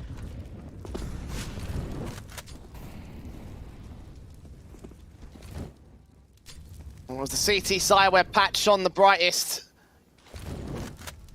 Can they find themselves another good couple of rounds? That's all they need. 2 in a row. Well, not in a row, but definitely just 2. Preferably off the trot to get themselves into this position for the win. Double Orbs, Inverness, and Lunatic so far, but not seeing anything. SG.pro, they're taking a leap out of PACT's book and going passive on T side. Yeah, slowing it down. Just playing that single B anchor of Sobel. And both AWPs playing out towards the A bomb site. A minute on the clock. We haven't really seen a lot of presence being taken at all from SG.pro. Not even a lot of utilities been used. I'm guessing this is just going to be an outer play with the Ivy split to come through. And for Lunatic, oh, he had an opportunity there. He had the frags. It's all there with the kill on Darko. Starts things off. T-side line, Lunatic unable to get a frag at point-blank range here at A2. Fame gets a kill. Goofy drops the bomb. That's huge, but now he's standing alone as his AWP back up towards the connector position is dealt with. And SG.pro going to overwhelm PACT once again. Just some really great entries there coming out from the SG.pro side. We saw for a moment that once that bomb could have got dropped towards T-Con, that could have been a big element of the round being secured for PACT, but everyone was just going down. We didn't see trades coming through. Sobel was the only one finding damage. And now we've got a tied-up scoreline, Jay, and even they're running double orbs on T. RU Fire's going to be able to pick up that secondary orb. Seen it a number of times from SG.pro so far. Yeah.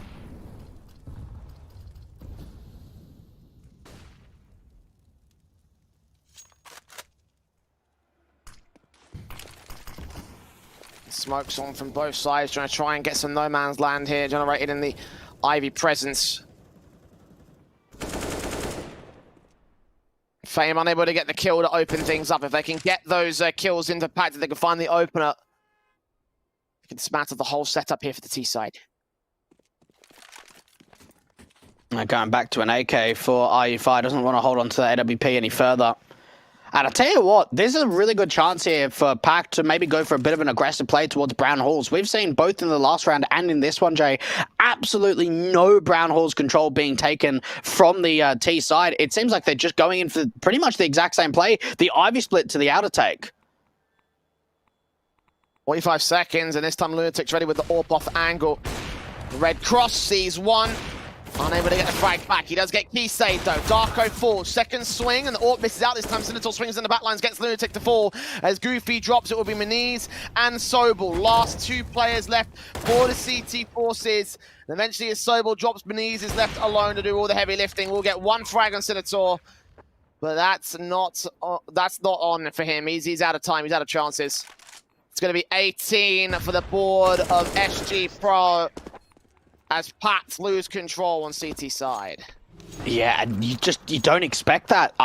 To think that we've come into OTJ and it's been T sides that have been winning out when that was not the case at all in regulation. 4 rounds on T to just 1 on CT. PACT have just got to get 1 more to be able to take us to a second overtime. Triple orbs, 5 orbs, Jay. What's going on here? What's going on? What is this? If SG.pro lose this round, they'll only have themselves to blame. But if they win it, it'll be a blaze of glory. As Mini starts off good on D-Ray, takes him down. 4 AWPs left to deal with. Have they got any AKs back in spawn that they can get? Okay, Senator does swap out to a rifle, so there's that much at least. Yeah, they must have more AKs. I mean, they got so much money that you've got to expect there's got to be just so many AKs in T-spawn. And now a second one being picked up. That was a very, very unique approach to the start of the round. It looks like more AKs are trying to get picked up now, but it's just wasting time because they've got to go all the way back to the spawn area just to be able to find the other AK.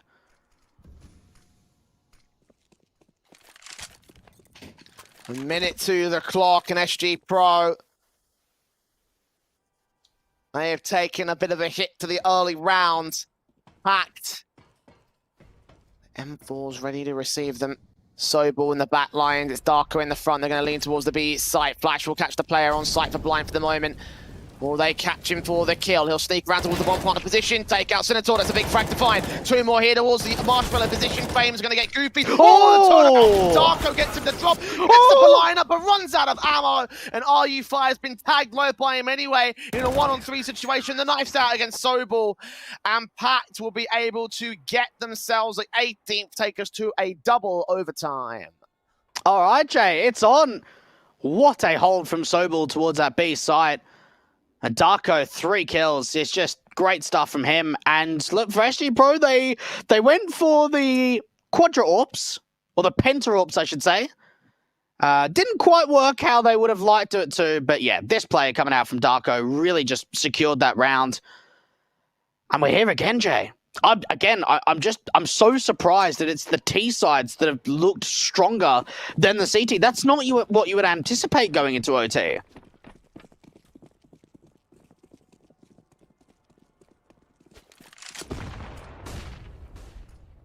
In the back on a double orb set up for PACT this time.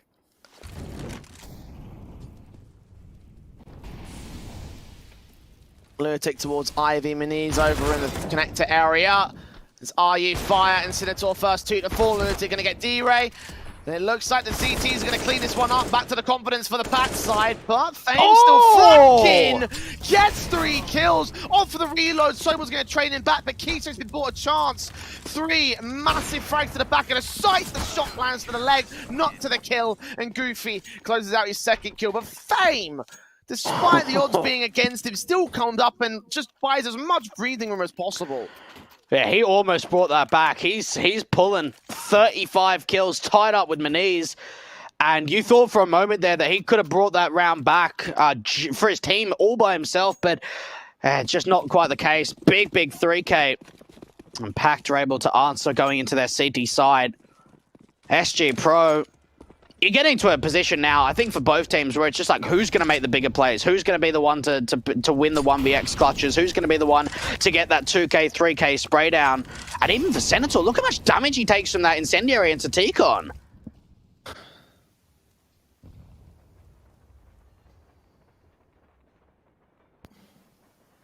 Senator tagged heavily in this one, SG.pro.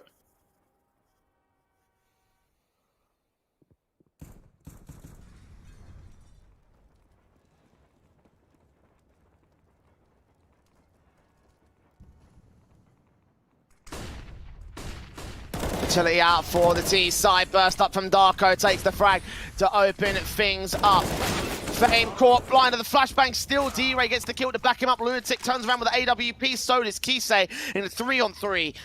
Bomb dropped in the open. They've seen how much for the CT. Forces one player in. Pop Dog Group is going to get flashed out, but D-Ray still catches him. Blind, but a flash still comes up with the kill. M4 burst, sees all 3, but couldn't land a frags. Now it's all left to Miniz. Back sight of the train. Where is he going to go? How is he going to play this? Will he be able to catch off the bombarder? No, he won't. D-Ray up with the frag. And SG.pro trying back again. Do you want a little fun fact as well, Jay? In the last 2 days of 9 to 5, we've had 8 maps go into OT. That's a lot. We have seen a lot of overtime over this event so far. And I think 16 overtimes altogether since the beginning of the group stage. That's not even like second overtime, third overtime. That's just maps going into OT. My God. That's all I'm going to say. My God. Miniz opening up the kill counts in this overtime, though, in this 39th round. D-Ray will get Darko next to return as they get a little bit overly aggressive on the CT force. Oh, Miniz trying to go in for the wallbang towards T-Con. And was an opportunity where it was getting pretty close, but it looks like it's a bit of a lean over towards the B site offensive here for SG.pro. The slow walk can come out from heaven here for RU Fire. It all just comes down to a matter of timing. He's actually been able to press really far forward, but now it's been seen. Moves out towards Connector, Sobel in the back lines, but he's forced away. Going to smoke that down to buy some breathing room. Fame's going to get the bomb plant in the interim, so 4v4 for the retake. That nade does damage, not a lot to Lunatic. Goofy takes out Kisei in the end. Sobel follows suit on RU Fire. Fame goes down next up. D-Ray left alone in a 1-on-4 scenario. Back over at Marshmallow, the Incendiary is coming up towards the bomb train to ensure he doesn't get a cheeky angle. He does find one frag over in the back lines, but that's as far as it goes. Defuse kit for PACT to take the half in overtime once again. And I'll tell you what, SG.pro sometimes have a really weird way of playing post-plant on B. Again, you've got Kisei going for such an aggressive pick. It gets on top of the bomb train, and you're out in the open from so many different angles. You've got players starting to aggress, and for PACT, they were just able to just get a really good retake going together. Some great crossfires being set for them. And now a lead going into the second half. Good to see as well that it's been mainly T-sides in this overtime, Jay, and PACT have now been able to sort of take the reverse in that and actually do very well on the CT side. Oh, auto sniper again. I like it.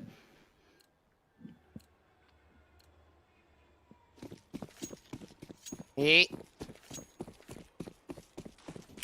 Once again, the semi-auto snipers have been out to play for SG.pro a number of times over the course of this one. And it's going to tap up the Senator. Nice and easy on Minis. Didn't even need the second touch. It's just a headshot, easy as that. 5-on-4 situation. PACT drop back in. Sobel gets the trade. That is a very, very unique way of taking Pop Dog. So they have an outer molly for the bottom of Pop, and then another one comes through. And Sobel, a lot of the time, if you go for those double mollies, you normally just try and force the CTs back. But rather than just waiting, they actually try and force the fight, and Fame just gets caught completely off guard with a nade out. That was a really nice, unique way of taking Pop Dog control. And for PACT, that's at least brought it back into an even playing field in a 4-on-4.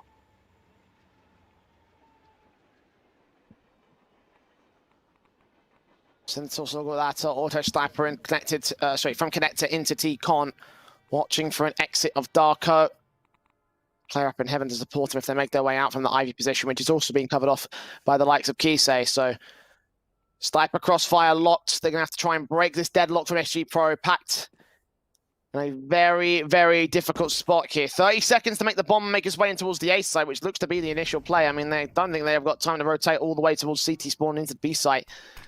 Lunatic smokes up Kisei's position. There's a small gap for him to work with, so he might still watch out for someone out at T-Con. Senator on site, going to reposition. See them, Bo3 taps them up, makes it not quite a quadra, gets some tags in 2v2, and 10 seconds to get the bomb down the open. Kisei comes up with the AWP pick, sprays through the AK, doesn't get the frag, and Kisei's allowed a second chance at glory.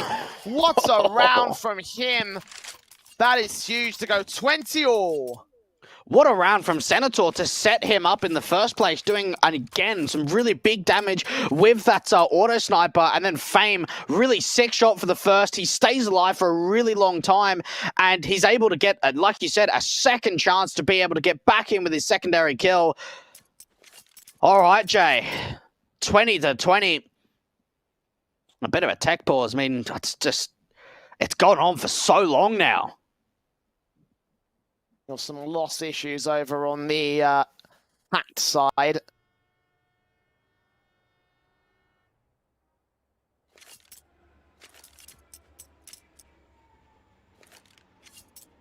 I wanted to ask you, Jay. I was having a look at the AK from Darko, and he's got the Bash Bosch stickers on him. Did you grow up with Slip Slap Slop? Was that a thing in the UK? No. What? It was a thing. It might have just been an Australian thing, but it was like a campaign to use sunscreen. So you slip it on, you slop it on, and you slap it on. It was a big thing back in the day. So I wondered if it was like an international thing. Maybe not. Okay. Definitely. I'll have to send you the video. Great jingle to it. Encourage sunscreen. I mean, you don't really need sunscreen in the UK, to be fair. No, we don't. It's fine.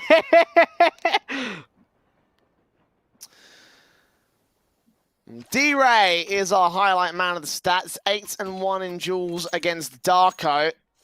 Oofed. Of course, D-Ray, one of several players that has 30 bombed in the server at the moment. 5 plus 30 kill players at the moment. It's a lot. SG.pro back in with the snipers once again. Needs with his one. Auto still on Senator, who's been having it with great effect. So the fact that he's continuing to push this forward is just more and more breathing room, more and more presence for SG.pro. This CT side is just, wow. And it's not even like using it as a bit of a troll. Like, he's actually finding so much success with it. It's great to see that the auto snipers coming out, because it's not something you see very often, but it's doing some decent damage. And PACT, what a slow default we're seeing from them. Kisei getting a bit of an angle towards this heaven position. He's actually very wide, hugging that left-hand side, and that means if a wide swing does come through, it could be a pretty simple one-on-one trade for the T's.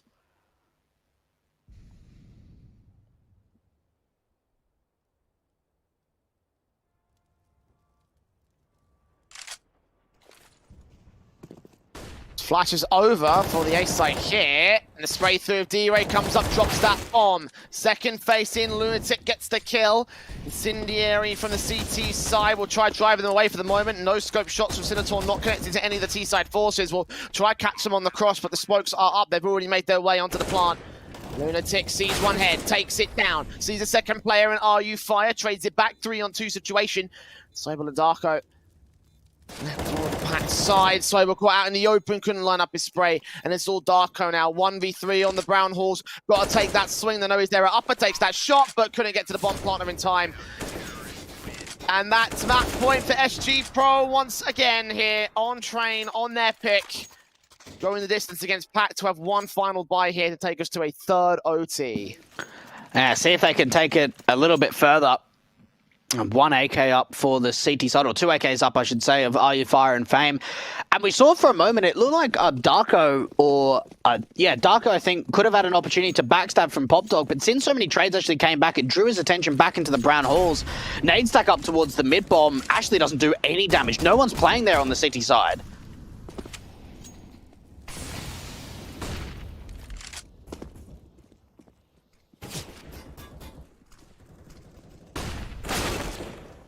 Oh! Darko with that kill on Fame to open up for PACT. Aggression from the CTs. Again, SG.pro getting a little over cocky. Remember how they took the 5 warps out on their T side in that last round of the last OT? And this time they're going to push forward to T-Con and pay the price. Yeah, look, that was an aggressive play, and there was, I think the flash wasn't quite timed correctly. RU Fire's looking to take a bit of a dry pick on a Sobel. At least they find a response, Jade. That's the 4-on-4 back. Rounds from Goofy going straight in. RU Fire heard the footsteps drop in off the ladder. Sees his man. Saw him. RU Fire has no idea he's being crept up upon. Headshot spray taken, swing back towards the backline. Senator again, just tapping heads with the auto sniper continuing to take names across the board. 3-on-2. Darko gets Kisei to 2-on-2 now. The plant can be secured. It's retake up for SG.pro. And we've seen what they've been able to do with these snipers in the past, Jay. On the retake, D-Ray taking a gunfight out towards Old Bomb, and Senator, don't tell me he's going to push through this smoke. That might be his only chance. Both players are coming in for the same angle now. Senator's got 2 kills so far. If he makes it even 3, that's a massive opportunity. Look to the side. Goofy shuts him down. D-Ray not being seen, but creeps out with his back turn towards Darko. Goofy still gets the 3K. And it's triple OT between SG.pro and PACT to take just map 1 of our best of 3 series. Keep going like this, and then the mainstream will catch up with us at this stage, Dweg. Yeah, I think it could be a long one tonight, Jay. I've just got that feeling already. I don't know when it stops. I don't know when it continues. I'm trying to think who's going to be the closest to 50 bombing. I mean, it's still quite a distance away. You've got Maniz on 37. Yeah, that's another 13 kills. Yeah, maybe 40's definitely doable. I wonder if anyone's going to get to 50. I mean, you've only got 6 rounds unless you want to go to another OT at max.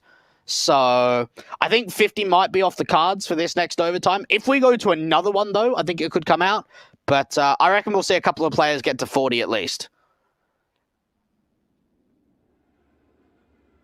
Well, technical pause before we continue on with this. I imagine it's similar situations. Yeah, comms issue over on the SG.pro side.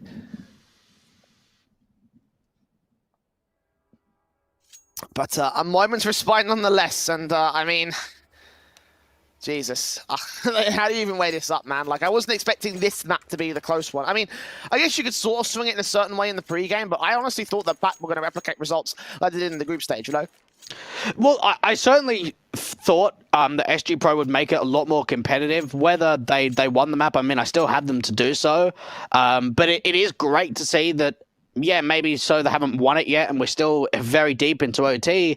But when you consider these teams faced off against each other, like, what, just over a week ago in the group stage, and it's like a 16-4 up for PACT. It's so great to see that this is so much more competitive this time around, rather than just a stomp affair, because no one wants to see stomp games, right? Everyone wants to see it go OT, everyone wants to see it go the distance, and everyone wants to see snipers, Jay. We've got an auto sniper up for Senator, who's been doing absolutely great with it, an AWP up for D-Ray, and an AWP up for Kisei as well. Sniper heavy for SG.pro. Obviously, they took those AWPs in. Got double AWPs in the sniper for Senator. And again, I respect the auto sniper pick for Senator. Like, that's just... Yeah. It's been working, you know? It's the main thing, you know? Like, it's one of those weapons that you use it for BM, but he's using it to actually get rounds on SG.pro. Backed up here towards the Brown Hills with the T sideline. D-Ray's got his AWP set in. Are they going to bait him? Are they going to flash him out? Dry face. That's a shot. That's an opening kill. They're going to run straight down through ramp. The Molotov will secure them and stall for time. What was that pick? There was no jiggle pick. It was like Maniz was like, nah, no one's playing them. I'm just going to slow walk out. I don't think I've seen anything like that, considering what we've seen from PACT. That looked terrible. And now they've just given up a 5v3. They're even thinking of bringing a third player over to B. This is a good read from SG.pro. AWP still on, just catches Goofy with the flashbang, blinds him off, and D-Ray repositions back to the summit spot, flashes over from Soyble, trying to make his way out. Wrap around from the AWP, still looking for a 3K, sees the gun barrel, sees the second man, and gets his 3, gets his quadra, in fact. D-Ray, fantastic defensive on the B site, once again, going hand with the snipers. Yeah, look, really nice round there coming out from D-Ray, and we've seen a couple of times he's gone for the triple AWP, or he's been the one to pick up that second or third, and what a shutdown. PACT just don't find anything. They try the play into B, and D-Ray ends up finding a 4K. Great confidence for him too, being the anchor who, in all honesty, hasn't really had too much action over at B over the course in OTJ. Double AWP set up in. D-Ray gets another kill. For a second time they face towards him, and a second time the first player falls. Lunatic tagged up as well into the pop dog area, and D-Ray's looking towards up where Sobel's going to try and aggress. They're playing right into the hands of SG.pro here. Yeah, look, again, I think that's just a sloppy take, knowing that the AWP played the angle in the last round. No flash, no dual peek, no jiggle, no nothing. Maniz just runs and pays the price for it. A chance for D-Ray to find a secondary kill. Now, if he can find this on the Heaven Lurk, you can pretty much already say that this should be a 23rd round for SG.pro, unless some trades come through.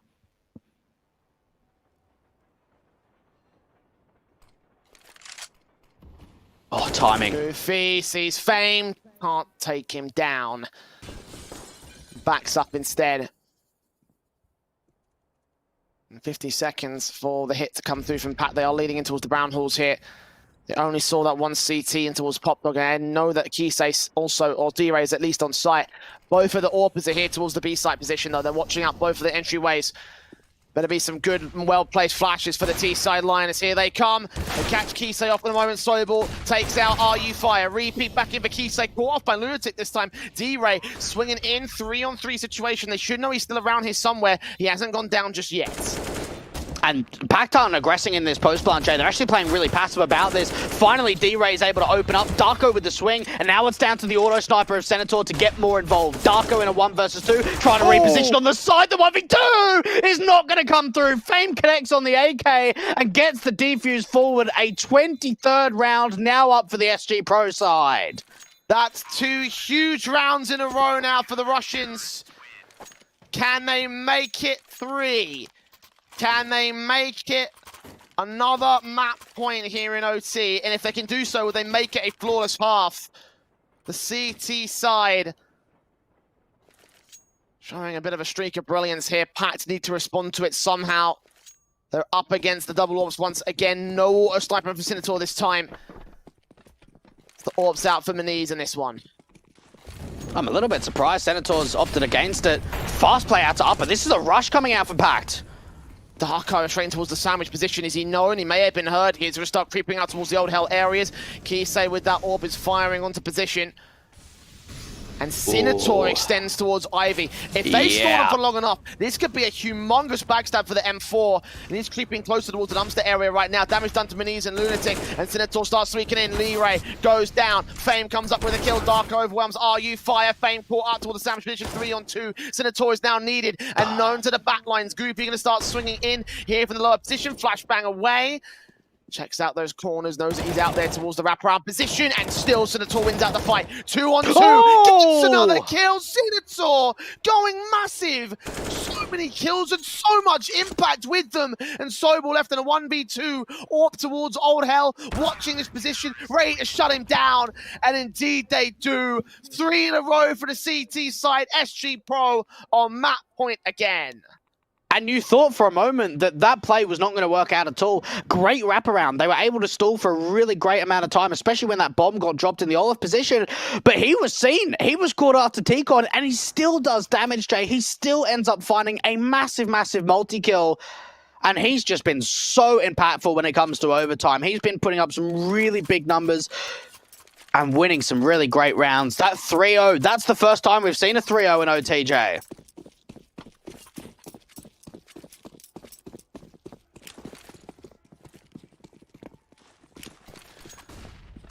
PACT got to bust their asses. They want to make this happen. They've just done it. Maniz, 2 quick kills on the collateral, straight down to the Olaf position.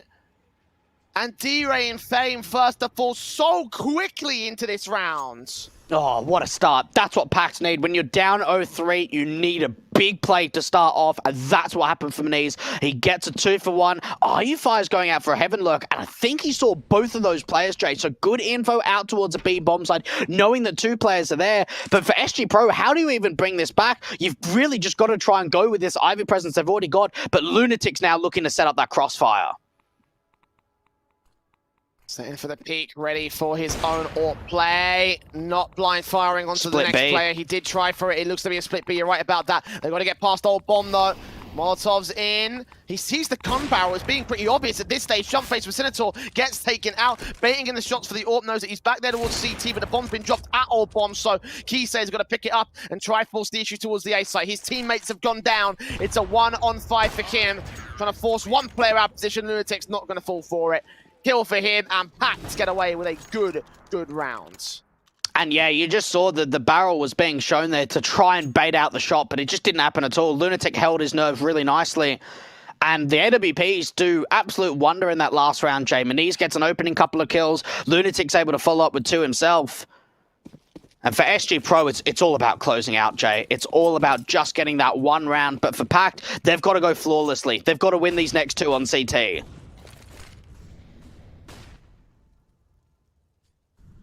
Flashes at the helm. Aggression to try and force them away from the brown halls. SG.pro.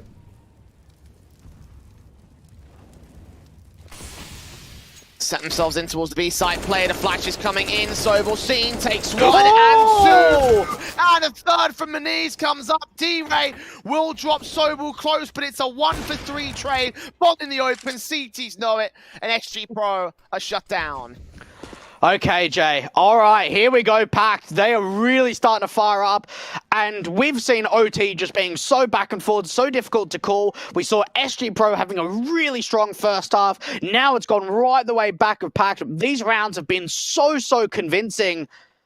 And for RU Fire, he's in a 1 versus 4, Jay. Like, he's got absolutely no chance at this.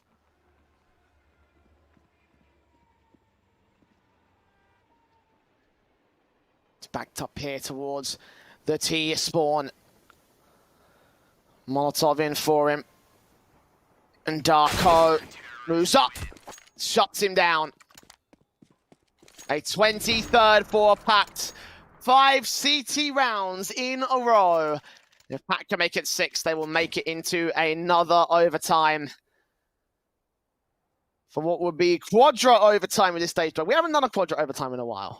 No, we haven't for a very long time. Now, one thing I'm kind of interested about is, are there any tack pauses left? Because in this kind of a situation, you'd have to think for SG.pro, if they can get a tack pause out, this would be really nice. I don't think they've been able to use one. They might have used all 4 already. Yeah. A lot of utility coming to the outer bomb site. I tell you what, Kisei's going super aggressive. They must know he's here. The smoke came out to the Molotov. And the AWP may have seen him right there. Femini, shots on. They make their way out. They take out D-Ray. Kisei still stays in, though. The AWPer is still up towards Brown Halls. A good start, though, from PACT. And I tell you what, there's a slow walk out from RU5 towards B, trying to sell the fake as much as possible, seeing if he can get that presence. But he's being heard. They know exactly where he is. The thing is, though, can he find anything with it? He's got a chance of pushing into connector and backstabbing the A players. Femini, the AWPer. I think he saw him. He's seen him. Backed up, Lunatic ready for the connector control. RU Fire dealt with. Senator next to face. Not next to fall, though. Darko will fall back instead. AWP and Lunatic now ready for another good frag back towards Tikon. They've cleared out the backstab presence. No one's watching Ivy, though. That could be a bit of a problem, especially as Lunatic gets swung up on Fame, gets a kill. Senator drops. Goofy and Sobel do hold the crossfire. And it's Quadra OT between PACT and SG.pro. Oh man, I need the bathroom. It has been one long map, Jay. This isn't even like it's map 3 of the series. Like, this is map 1. There is a potential for this best of 3 to go on for quite some time. I think we started about 10 past, 15 past, 6 CEST. So it's got to at least be like an hour 20, hour 30 minute now for this first map. It's been taking quite some time, Jay. The 2-hour map. The fabled 2-hour map. Imagine. Might get 50 kills, actually. I mean, going into another OT, we've got 40s. We know that. Well, we got Fame, D-Ray, and Maniz on 40 bombs. And those odds from Midnight, it seems like they are changing a little bit. Like, we saw at one moment, I think both teams were like the 1.96 mark for a little bit. But it seems to be going sort of like back and forward. And I just don't even know like how you can even call a bet on the series, right, until this map's done. Because how can you even predict who's going to win this map? You just can't. Like, you really can't. I was going to say, they're taking my predictive approach, you know. Wait till the first map is over and then decide. No one likes that. No one likes you, Jay. The whole Twitch chat hates you. We like proper predictions. I mean, do you want to give me a prediction now? In who's going to win the map? No, actually, I don't. Yeah, don't jinx it. No jinxes. This is way too close to call. This is way too close to call. And as well, I know that you like to mention the thing that I won't talk about that always stops the overtime. So I don't want you to mention it because you've done it every time, and every time it annoys me because you end it. I just want this to continue. Maybe not forever, but I want to see this. I want to see this pan out. So no jinxes. How about we let this continue right until that point? You know that. You know. Okay. Yes, we've got some secrecy going on. Trying to describe it without saying it, because if we said it, we'll jinx it. Oh, it's great. That is great. No one's got any idea what's going on. I mean, some people might. Just a quick thing. Just a quick thing. They've taken a tech pause so they can go to the bathroom, and it's like, why didn't I go? Yeah, why didn't you get the tech pause? Tech pause for the casters, can we say? You know, if you're watching, please, mercy. Oh, AWP in for the shot. Kisei couldn't land the kill, though, so not to be this time around. Oh, that could have been the game changer in the beginning of the round, but not coming through. We are seeing a player in Pop Dog. These nades out towards Tikon could do some damage. Goofy finding that opening pick, and they line up for Maniz. He gets a couple of kills. The bomb gets dropped. PACT seem like they're on an absolute tear now, Jay. Everyone's staying alive. What a round for them to find their 25th. This is now 4 rounds in a row if you think about the end of the first half of the last OT. And Maniz as well. That's 2 collaterals for him in this overtime so far. Yeah. Massive stuff for PACT coming in for them, because SG.pro are lining up. So it is partially the error on their own part of things, but PACT is still perfectly placing these kills. And Mani's got 3 kills in that last round as well. The Poles lead again. Looking for magic number 28. Taps up from Mani's, continuing to try and find the AWP. Picks in with a double ups up on Lunatic. Placed out towards the Ivy control. May have to come into effect because they are leaning into the Ivy default. SG.pro being pretty slow about this. They're actually getting a little bit of a boost up for the AWPer to get over the top of the smoke to see if he can get some vision from Kisei. Darko with an off angle. Now, Senator has done pretty well in the past on these wide swings out from T-Con to find these entry kills. And even for PACT, I mean, they've brought a second player over to B just to resmoke the ramp for Maniz. He's now going to come back into Connector to have a 4A set up. Minute 2, the clock. Smokes on Molotovs. Nades back for Maniz.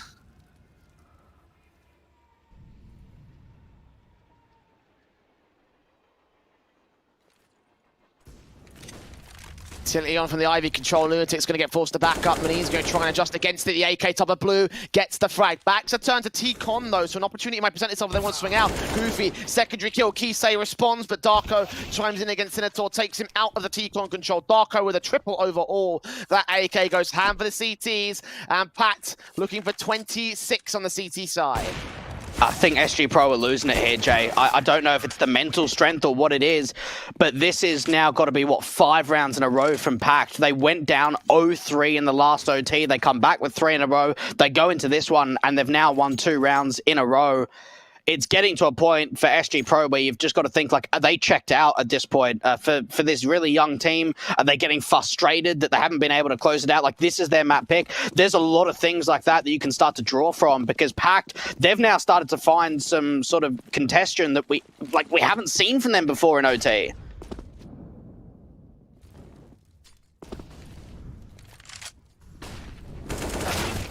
AK swing from Senator. He's just been unable to land those kills so far. Was stellar with the auto sniper and even had some moments with the rifles in overtime so far, but this time he's been first casualty a number of rounds so far, especially in the last 2. Flashes in for Fame now, being the main player out of the gate. Lunatic with the AWP. Darko forcing forward. Fame just catch a frag back. Darko in the midst of the smoke. They made their way past him here. Orb up for Maniz, wrapped around for the CT spawn, gets that first. And that second. Good shooting from him once again at a 4v2. Oh, Maniz is popping off. He's hitting some really great shots with this AWP. And now it's just down to 2. Kisei and Are You Fire? The bomb's been dropped in CT control. Kisei's the last one left. 1 versus 3 to try and bring this back. But this round's pretty much finished. This should be a 27th up for PACT.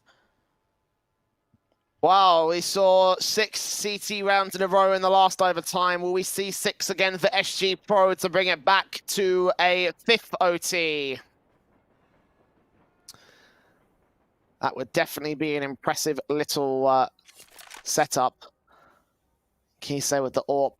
Trying to fight out for the moment here. Taken out by Goofy in the end. 27 for the PACT side. 1 more to go before they win this map and finally shut down SG.pro. And I know Maniz isn't the caller on this team, Jay, but he's probably at least settling down the players really nicely on this PACT side. He's got a lot of experience. You know, he played in some really top teams in the Polish scene. You look back at him when he was on, like, G2, when they had a Polish team, CSGO Lounge, Pride, Kingwin, you know, playing with some big names like Taz and Neo and players like that back in the day. That probably in a situation like this, when you've had a really, really long first map, just trying to keep everyone really positive in the team. Again. Now Maniz in with the AWP on the T side again, landing the opening tag. Not quite the kill.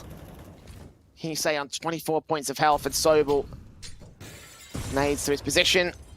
Not able to do the damage to Fame.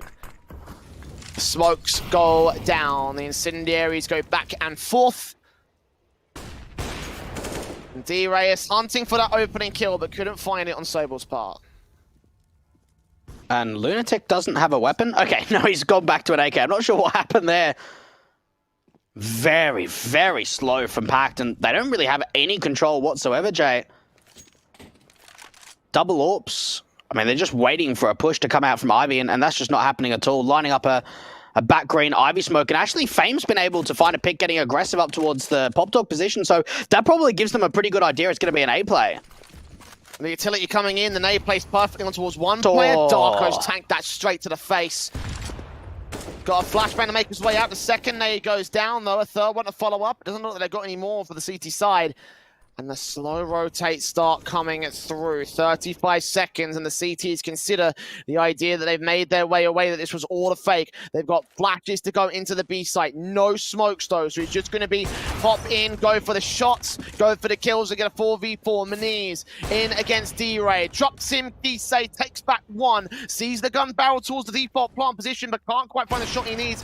3-on-3, eventually gets Lunatic and drops that bomb once again. Maniz seen, but Kisei stepping up to the plate. 7 seconds for Darko to get the plant in. 23 points of health. He does get Kisei to drop, but he's stalled for enough time on the AWP. And that is SG.pro staying alive for one more round. Survival, Jay. It's all about survival. And Senator, he's not going for this auto sniper. He's going back to the M4. We haven't seen the auto sniper in play for quite some time now. What a big round coming out from Kisei, getting multiple kills from that heaven angle, and it just seemed like for PACT, no one was able to trade him out.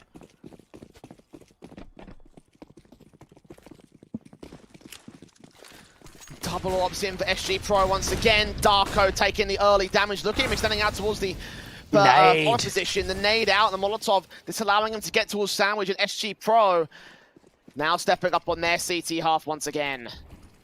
Kisei with the AWP. Oh, he even puts a molly into T-Con. This is really well placed. Great counter utility coming out from the CT side. And for PACT, they're now stalled. They have to kind of commit to this outer take with hardly any utility, but Fame gets caught off with the aggressive peak. They've done that before and been punished for it. It may end up costing them the round unless Senator can frag back. Kisei there to support him. Senator on the site in a 3-on-2 situation with Goofy being particularly low. The nade lows nowhere near him, and Maniz comes in with the AWP instead to Kisei. So the M4 of Senator, the AWP of D-Ray, and the rotation of Maniz. It's got to be a fake. Try sell him on a B play because the bomb's led its way towards the red position. They're going to let one player rotate to angle, wait for the bomb part to come in. No, they're going to rotate off the back of it. The fakes worked. Oh, no, I don't know if it has, Jay. I don't know if they saw Senator, but he's still here towards the sign. And this bomb is trying to get planted. He denies it, and he finds a couple of kills. A big clutch coming out from Senator. A massive play. They don't quite over-rotate to that B bomb side. A great play, a great chance for Maniz to be able to sell the B fake. But Senator, he hears that bomb going down. He denies it and even continues the spray onto Maniz to find a couple of kills. Oh, that's huge for SG.pro Impact. They had pocketed one attack pause at least. What, they've actually got one? Yeah, they're using it now.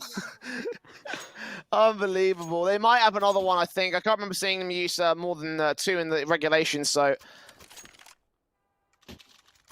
Is this going to be the moment? Is this going to be the play? Is this going to be the round that gets them past the finish line and wins the map for PACT? 27-26. If they take it now, they win train. If SG.pro take it, we go to a 5th OT. 51 kills up for Maniz. He's been putting up just really big numbers, but this is a chance where he needs to be able to step up by himself. Lunatic finds that opening AWP pick, and even Maniz is trying to look for a pick out from B, but it's a 1-for-1 trade with the AWPs. D-Ray. And Lunatic with those kills. Darko wrapping around the corner against Fame. If he sprays through that wall right now, we could get the wallbang shots in and get that kill back, but Fame starts to reposition, so Darko needs to win the fight on his own, and Fame gets the win on that one. For the first time, they pushed in T-Con and gained an advantage for it. The bomb dropped out in no man's land as well. The T's have got to rotate back to T-Con to get it. Yeah, look, a lot of the times they've actually gone for that aggressive play. It hasn't worked out. That's a really big jewel for Fame to win. That gives them a big advantage. Crossfire's being set on the A bomb site, and rather than Fame just falling back from T-Con, Jay, he's actually continuing this aggressive angle.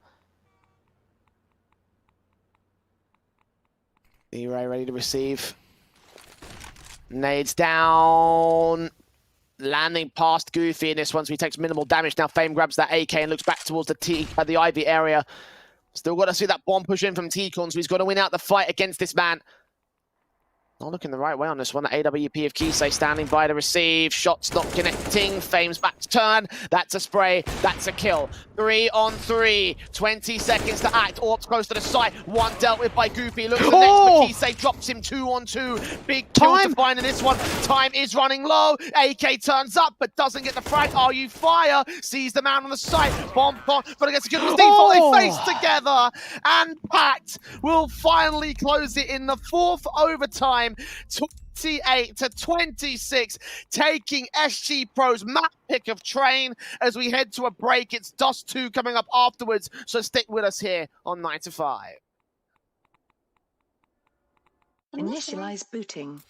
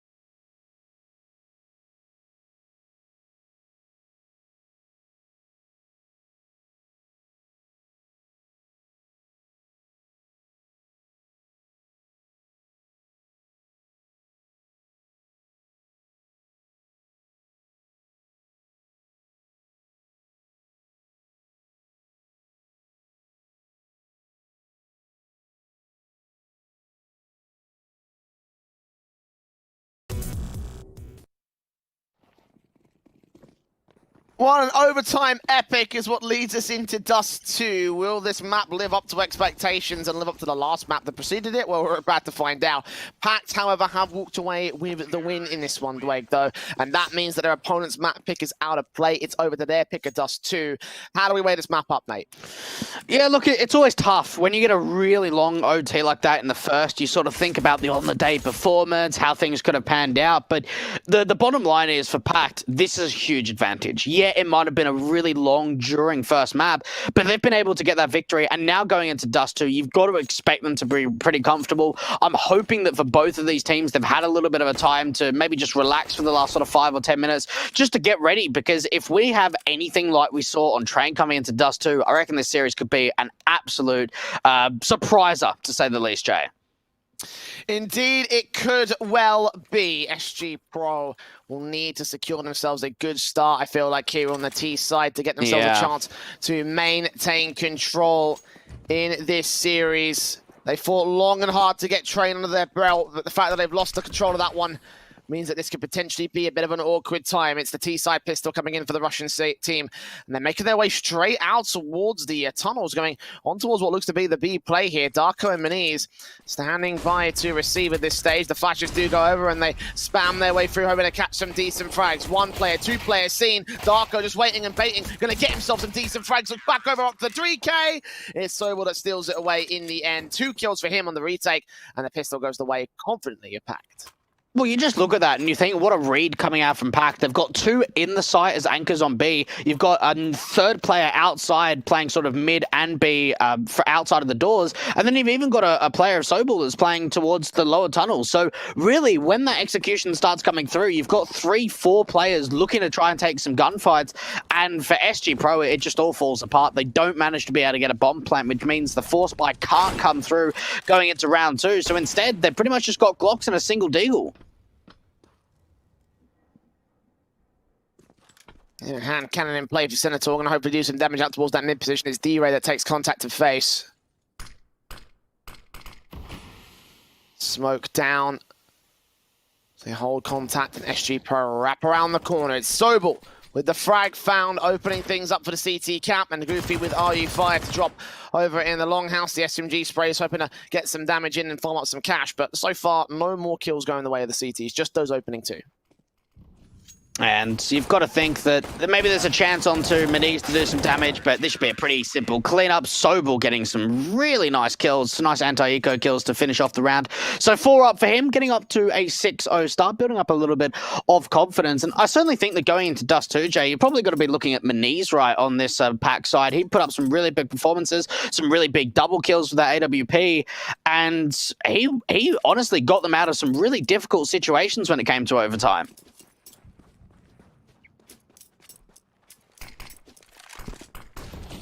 Off in for Kisei, looking to try and catch one player off early on. Look at the SMG spraying straight through for Sobel and Darko. Oh my word, the aggression working wonders for the CT side. Not even a contest being thrown up here by SG.pro. Oh, that was hyper-aggressive, and maybe that's something you expect from SG.pro, but you don't really expect that kind of a round, or that kind of a tactic, to say the least, to come out from a side like PACT. They rush 3 players up towards that top mid position, and SG.pro they have no idea what hits them. No one is expecting that to come through. I mean, I wasn't. They got 2 AKs and an AWP for free. How good's that? That's how good that play was. That's how little SG.pro were not expecting it as well. And that might just set the pace for how Dust 2 is looking to go right here for this team. It's not a map that they're particularly proficient on, even though, by all accounts, their playstyle should suit a map like Dust 2. But here on T-side, they are having a bit of a struggle so far. Maniz is putting this AWP into at least some good effect and getting some tag damage. Oh, okay. Senator finds a bit of a response back. There's actually now a chance, if they were this confident, to push forward and try and recover that AWP. But a 3 versus 3, Jay, considering this isn't even a force buy, this is just a half buy from the Ts, this is actually very winnable. Even standing for SG.pro as they make their way in towards Darko's position. I don't know if he did reveal his position when he was playing that over on the pistol round. M4 set to swing. Deagle's up. They check it. They take him down. That's pretty big for D-Ray. That's pretty big for SG.pro. What? As Senator lands the headshot through the door. And now is Goofy left alone. What a round. Some ridiculous shots coming out. Senator with the scout. The Deagles getting some wild entries. And for PACT, you think that they win their third round with ease. Like you said, they upgrade a couple of AKs, get an AWP for free. And then you just get completely ecoed. What a response in from the Russians. And, well, that's what they needed. Maybe not so much exactly a round victory now, but just to get back on the board, look to put up a bit of a contest on Dust2, because that's what we want to see between both these sides. A big contest. Goofy can't even save onto his weapon. What a round from SG.pro. A 3-1 to the board. First up for the T-side line, SG.pro. Come out with a really good eco for all intents and purposes. I mean, there's still money available for PACT. Like, most of their weapons that they had in that last round, they got them for free. You know, the 2 AKs, the AWP. Plenty of cash available for them. Smokes on or out. Senator hoping to catch some frags, but unable to deal the damage very early on. It's Kisei pass back to the AWP. We had a fantastic map up over on train with the big green gun. So hoping to do some damage against Beniz and Lunatic, who are rocking double orbs for PACT. Double long play, though. Oh, Sobel's getting so aggressive. Flash coming out. No, he's got a nade out in the open, Jay. The timing is so awful for the CT side, and Senator's able to find a couple of kills. A lurkout from RU5 is doing damage, but Beniz finds the important kill on the trade, but can't find any more than just one. As D-Ray gets Beniz, it'll be a 3-on-2 scenario. Molotovs towards the CT spawn, and the bomb plant on default should enable the round to go the way of SG.pro. PACT want nothing to do with this. Save the AWP and the M4 because they got shut out of that long control. All down to missed timing there with the utility out.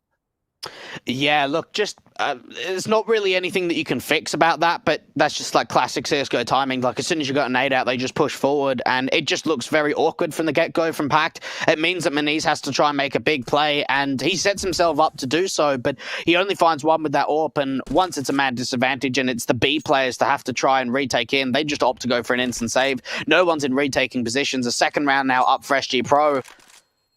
And for PACT, that was the round where they had double orbs in, Jay, so it was pretty expensive from them. Now looking at the money line, and you're kind of thinking, maybe if there were 3 players alive, they could force the issue. You know, Darko could drop an M4, Lunatic can as well. It depends whether they want to force now that only 2 players stayed alive. I think they are, actually. This is a bit of a risky call, actually, from PACT.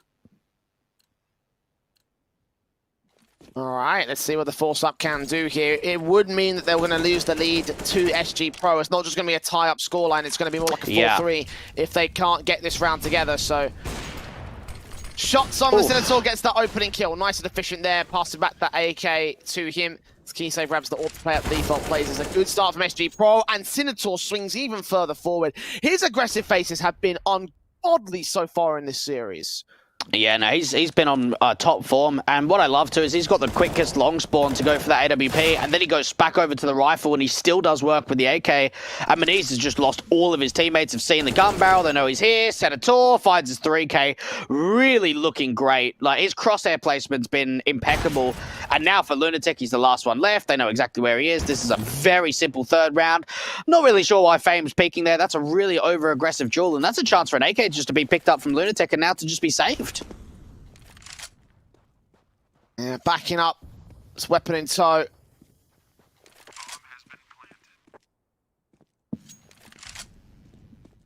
Third to the board of SG.pro. And again, a required save of this AK because they haven't got much money. And again, with a force buy coming into this round, it means that the buy is just not going to be possible here. It's going to have to be a half buy around the AK at best, if not an eco. Then following suit with the guns off the back of that, which will probably be a 4-3 scoreline for SG.pro. A good start came in from PACT, but an even better response from the T side here.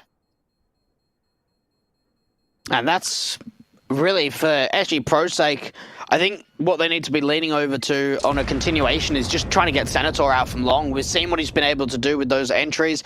He had a really great spawn for the AWP to find the first, but maybe if they can kind of work this default on the T side around Senator and set him up to maybe make some star plays, that could be the potential that SG.pro need to continue bringing rounds up on the board and maybe even try to take a lead. I mean, you mentioned in the last round, Jay, with that force coming in for PACT, we're looking at a 4-3 scoreline. That's what's going to happen now.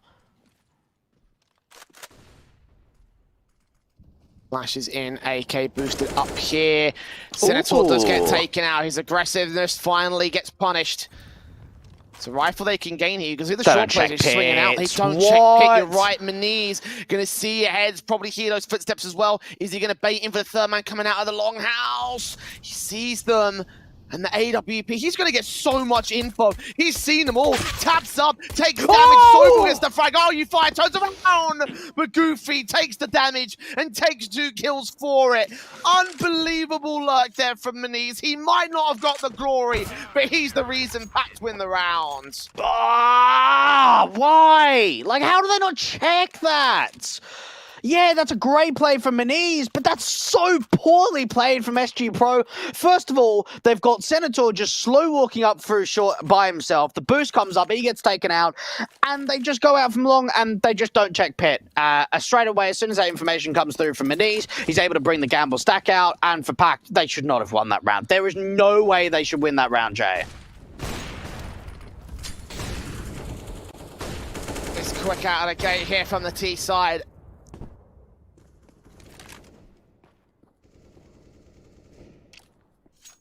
Again, going in towards the longhouse position, and you're right about that last round for PACT. They should not have won it, but they get 3 rifles again to rebuild their economy state. If they can follow suit with a round win, that would put SG.pro on a severe back foot. The 2 players swinging out for the long position. No presence towards mid control on the CT side. No one on short either. If they go for a short commitment right now, then Goofy and Maniz are going to get caught completely off guard. And that was a round where they had a single AK and just USPs, like that's it. And we've probably seen a couple over the course of the day where rounds just should not happen like that. But look, for PACT, they've got a pretty good read on this situation, right? You've got 3 players at that B bomb site. And for SG.pro, I mean, this is just looking like it's going to be a B split. Molotov's in, smokes down, Lunatic.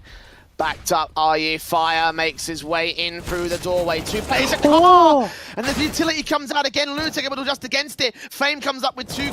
Goofy gets Kisei and turns around towards the player over at the window. Gets a double up. Bomb dropped in the open. D-Way knows the Sobel's here. Should be able to win that fight, but he doesn't. Aims too high to the spray. And 19 HP. Sobel stays alive for a 2K and a 5th for PACT. Big hold. Very big hold there coming out from PACT. Great read to stack up that B bomb site. Some really good crossfires being set. Again, one thing I'm kind of noticing on the early stages of Train is some of these players just aren't looking as sharp as maybe they did in that first map, Jay. Like, Senator is doing the heavy lifting, but outside of him, there are so many duels in that round in particular where you would have thought that SG.pro had the advantage in the 1v1s.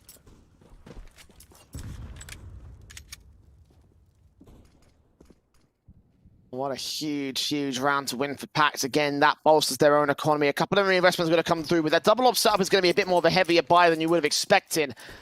But most importantly, it really cripples the economy state of SG.pro. Half buys in. Scout for RU Fire. Deagle and Kevlar and D-Ray and Fame. Lockout for Kisei and a Scout no Kevlar for Senator. They're leaning in towards short control. Again, they've left this particular position of the map completely undefended, so they can go for a bomb plot, I think, at least if it's SG.pro. PACT be up for the retake at this stage. Oh, I'll tell you what, Maniz has just got no idea they're already out there. Because they don't use any util to the short control, they just don't even expect that the slow walk's coming through. Now, this is a chance, really, for the CTs to clean up the round. Big HE comes into the side to do some damage. Another one even follows. So this should be a cleanup, but at least for SG.pro, they've got a bomb plan. They've at least got a kill so far. D-Ray and Fame. Oh! The smoke! That's a shot. Follow-up from D-Ray's not going to come through. Fame following suit back now, making his way through, and Lunatic gets that frag.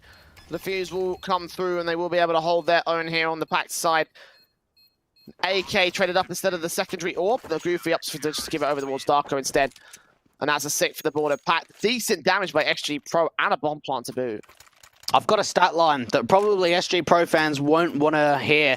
When we saw SG.pro taking on Heretics in the first round of the Swiss stage, Jay, on Heretics' map pick, we saw SG.pro start on T side. They got 7 rounds. They got none. Absolutely none in their CT defense. So already with them being down 3-6, it does not look well going into that second half. They need to give themselves some more breathing room. Fast out towards the long contact really quick. And they've actually caught the CTs off guard. Sobel gets caught off trying to get back to the side.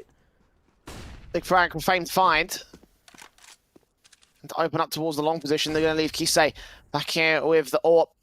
Looking downrange towards the long control, hoping to catch off a kill. AWP at the CT side, base is in, Meniz misses his shot, and the AWP can't catch him back on the T side forces. He'll give away the info that he's there in pit. Couldn't land a kill to follow it up here, so a 5-on-4, and they're probably going to realize that this is going to be a long commitment. All 4 CTs are ready to retake A. And Meniz is trying to get a bit of an angle over the top of this smoke, but he really needs to back off. Jay needs a bit more assistance coming in from Darko on the site. Meniz hits a good shot onto Fame. Goofy now gets involved, but RU5 with a trade. Darko pushing through the smoke is able to drop that bomb, and now it's back into a 2 versus 2. Bomb out in the open. AWP of the CT side can't support. They're going to line up for the M4 on the site. AWP firing away for Kisei, but missing out his chance. And the AWP is grabbed instead by Goofy. Big play from him to shut down the defense and to shut down the bomb plant for SG.pro. This is going to be a half by coming in from the T's as they have struggled in the early part of this map up. Yeah, big play here coming out from Goofy. And even Darko, the confidence to push through the smoke like that, it's a really risky play, but it actually pays off. It drops that bomb and tries to even up the numbers. SG.pro might just rush B here, Jay. They're on a Mac 10 half buy. AWP Lunatic there to try and receive it. The corner was in back up, M4 in. He's going to be suppressed back. Darko gets those 2 frags. AWP refaces, gets a kill. Not expecting Fame to be all the way on the site. The AWP picked up a bomb, has got to cross, get planted down here. RU5's got to smoke out that door. He does do so they can try and see if they can secure the plant from this position. The AWP Meniz catches him, and RU5 going to consider another option here. If you can sneak out towards short, you could possibly go towards the A site and plant there, but his options are limited regardless. Now, it's sometimes difficult to call around perfect, but I would say that was excellent from PACT. They get a rush into B, and the protocol is so good. We're able to see a couple of kills going the way of Darko. I mean, there's even a chance here for RU5 to get a bomb plant at A. And honestly, I wouldn't mind them just giving this up. Jump coming out. Getting close. But yeah, look, bomb plant comes out for RU5, so they actually get a fair bit out of that situation. But the protocol at B was really strong from PACT. It meant that Meniz wasn't too pressured. He had a teammate backing him up really nicely. And for SG.pro, it falls apart. But they do find a bit of a way into A. Yeah, I mean, they do drop that AWP in the end. It does get recovered by Darko, but, you know, as you mentioned, like, Lunatic was just not really, you know, he was, I wouldn't say he wasn't pressured, but he had a lot of backup around him, even though he was only one of the only solo players. PACT at this stage. Double AWPs in tow, a lot of money gained now for the CT, so they can start forcing up buys and rebuying off the back of rounds. AWP in for Meniz, missing his shot. Had a really good overtime over on Train, but here in the first half of Dust 2, he has been missing quite a lot over towards the A defensive. It's going to open up the short control. SG.pro can walk right in. Yeah, great start for Fame. That's a really important kill, and you've got to expect that Meniz has got to hit shots like that, and missing that, he just pays the price for it. And for SG.pro, I think you're right. There was a great opportunity there for them to just rush the A bomb site after finding the opening pick. Now they've slowed it down. It allows PACT to regroup at A and get into a bit of a better position. The thing is, though, there's only one player to be to defend. And Lunatic, this time without a support system to help him out in the last round, but still got the AWP on lock. Gets one kill, Darko. Support still to drop the bomb with 2 frags of his own. Trades coming forward. M4 swings on Kisei. Kisei couldn't adjust for it. And RU firing a 1-on-3. He knows that Lunatic's somewhere close to the B bomb site. But now the other 2 CTs setting up from the mid and CT spawn. So even if he takes out Lunatic, he's got a lot more work to do. A lot of work that probably won't come through for him. So SG.pro looking to concede 9 back to PACT. A really good hold of the defensive. And most of it was down to Lunatic's great AWPing there. Yeah, the thing is, he only gets 1 kill, but he stays alive, and that's the important thing. He's able to just deny the time for as long as possible, allow the short players to start to rotate in, and catch off Kisei that's playing out from mid. IUFI doesn't have a lot of options, but just trying to take the fight here. And, well, Lunatic's Tech 9's going to finish off the deal. And I think this is a position now where some of the individuals from SG.pro are kind of looking back at Train and being like, man, if only we won that one round or we won it in OT, we wouldn't have to have so much pressure on our backs here and Dust too. Because we have not seen a stomp on Train. It was back and forward. You really didn't know who was going to win it. And now we're getting to a position where it's 9-3 up for PACT. A big streak of rounds of 6 in a row on the CT side with only a couple of bomb plants. This is not looking good for the Russians.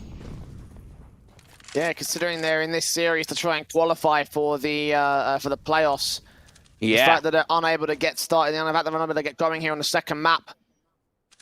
Feels like they've already just expensed. It is what's the word? Expensed, used, whatever the word is. They've sort of like exhausted all their resources and all their energy here on the first map, and in the second one, PACT are just taking them to school.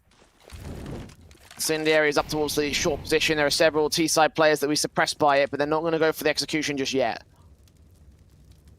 And Manise is even going for a pretty aggressive angle. Oh, good shot coming out for Senator. And now IUFI is able to find one. So now SG.pro, they've got a couple of man advantages. They can just start to rush in towards this A bomb site. The patience pays off for the T side, but still's 2 CTs to hold off against them here on the bomb site. The Fame and D-Ray just shut them down though, so now Lunatic's got to save. There you go. Nicely done from SG.pro. Probably the most confident round we've seen from them so far in this game here. The 1-on-5 situation for the Orphan to save, but they're going to go hunting for him as well. Any exits would aid him here. The money is still pretty low for SG.pro. He only gets that 1 frag on the way out. Oh, very good. Very good stuff from SG.pro. One of the best rounds I think we've seen from them in the entire T side.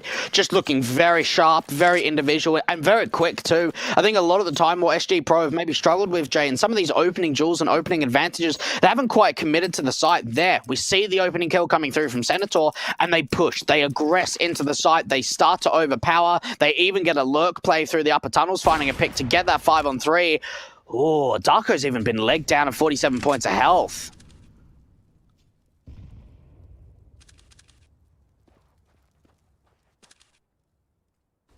Orpin from the knees, sees one player, but couldn't land the shot. Again, taking that face to short control, but still unable to hit his shots. And this is a big problem right now because it's causing a lot of the backflip scenarios for PACT to come through. If he was able to get those kills, then he would be this team would be in a much better position here. Yeah, he's having a rough time, and it's so wild to think that that's the case after what we saw from him on Train. He's been losing a lot of these opening jewels, especially to rifles too, not even in an AWP v AWP battle.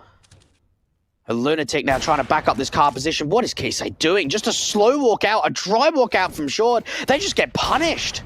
That buys the chance that they need for the CTs to get back into control, and that might be the way in. You're right about B being open. They're going to split their way in. Darko tries to contest from CT spawn, but doesn't do anything with it. 2 standing, a Lunatic and Goofy. And yeah, they're just going to make their way up to get that bomb plant in. PACT have kind of got to save at this stage. They're going to need some rifles in for the last round of the half. They can get Senator to drop them, that would be great, but Fame gets Goofy as he makes his way into mid, completely exposed to the mid door, and Lunatic in a 1-on-4. Yeah, look, again, some questionable decision-making there from SG.pro, but they actually do make the CTs over-rotate, so once the lean into the B bomb site comes through, they're able just to get in without taking any firefights. AWP seen from Senator, Lunatic just trying to hold on to it, and for SG.pro, it's important they go hunting here. There's a fair bit of money in the reserve, get that AWP out of play, and get a 5th round up on the T side.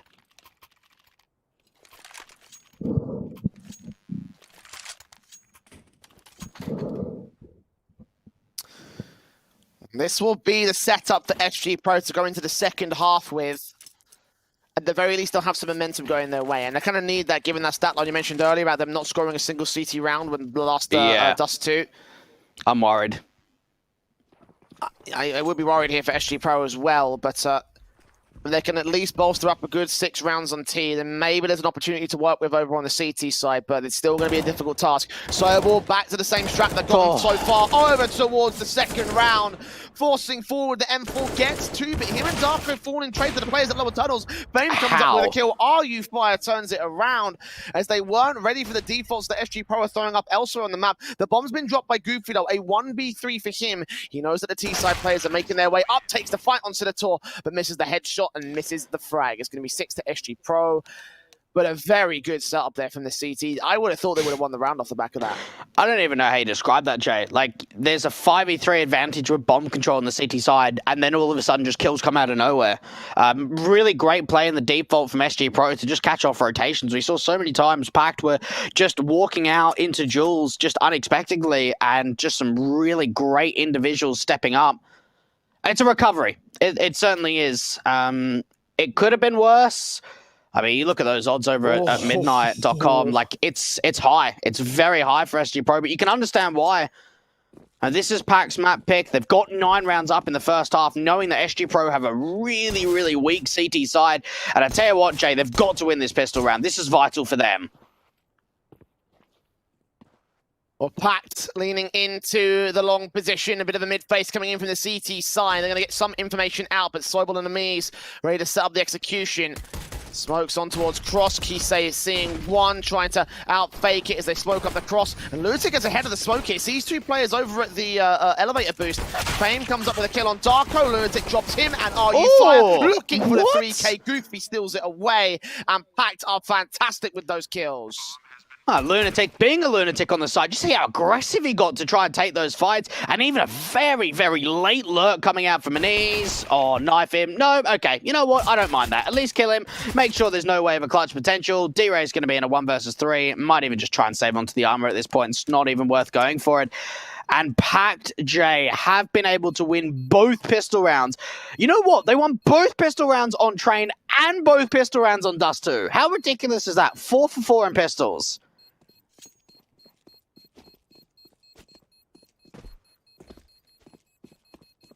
That'll be a 10th for PACT. That will set them up on victory row. SG.pro living their worst nightmares in the worst case scenario. I imagine they'll force back here on this one. It's the very SG.pro style, and indeed they will. Famas is in, scout for Kisei. RU5 with the MP9.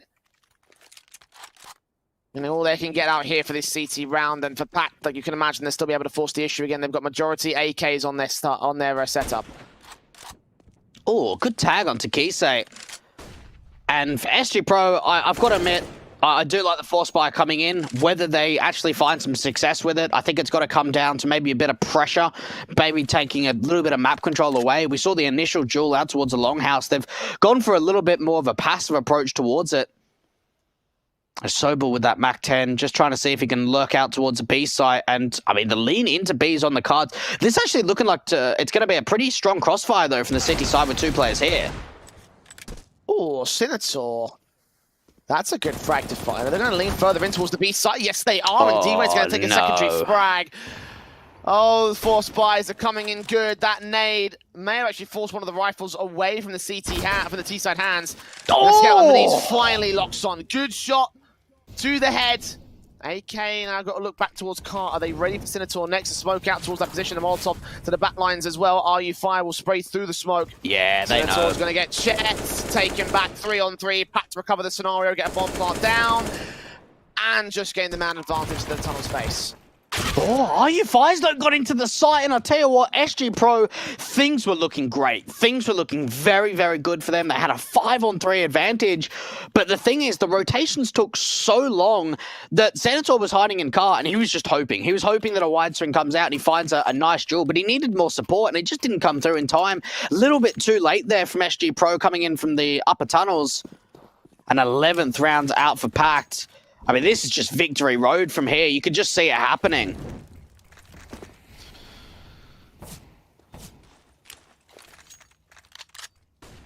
It's an eco for SG.pro for now. They've got the upgrade pistols, but that's about it. The best they can do is take out Lunatic, who got a Mac 10 kill on the way out. They've left B site open. Smokes go down. They see one player close. Darko's just going to Molotov that position. Try and force forward. Potentially go for a bomb plant. Oh, they will go for a bomb plant, but... yeah, SG.pro locked out of this round of this one. Not even that Mac 10 is going to be worth to hold on to. They're going to have a buyback in the next one with rifles coming in. This is going to be 12 to the border. PACT, SG.pro will need to win the rifle round. Yeah, just, I mean, even an exit here, a chance to try and see if you could pick up an AK would be great. They know that Sobel's in towards T-Sport. They can try and sandwich him. Oh, they just decide to back off instead. Maybe still see if they can find exits towards CT instead. But a 12th round out for the Polish side. And SG.pro, they've had it tough so far. It hasn't been easy for them on Dust 2. Good shot coming out from Senator, but he can't find any more. D-Ray now going to try and come in. They get away with a couple of kills on an eco, so it's decent, but everything focuses on this. Everything looks upon this first rifle round going into round 19.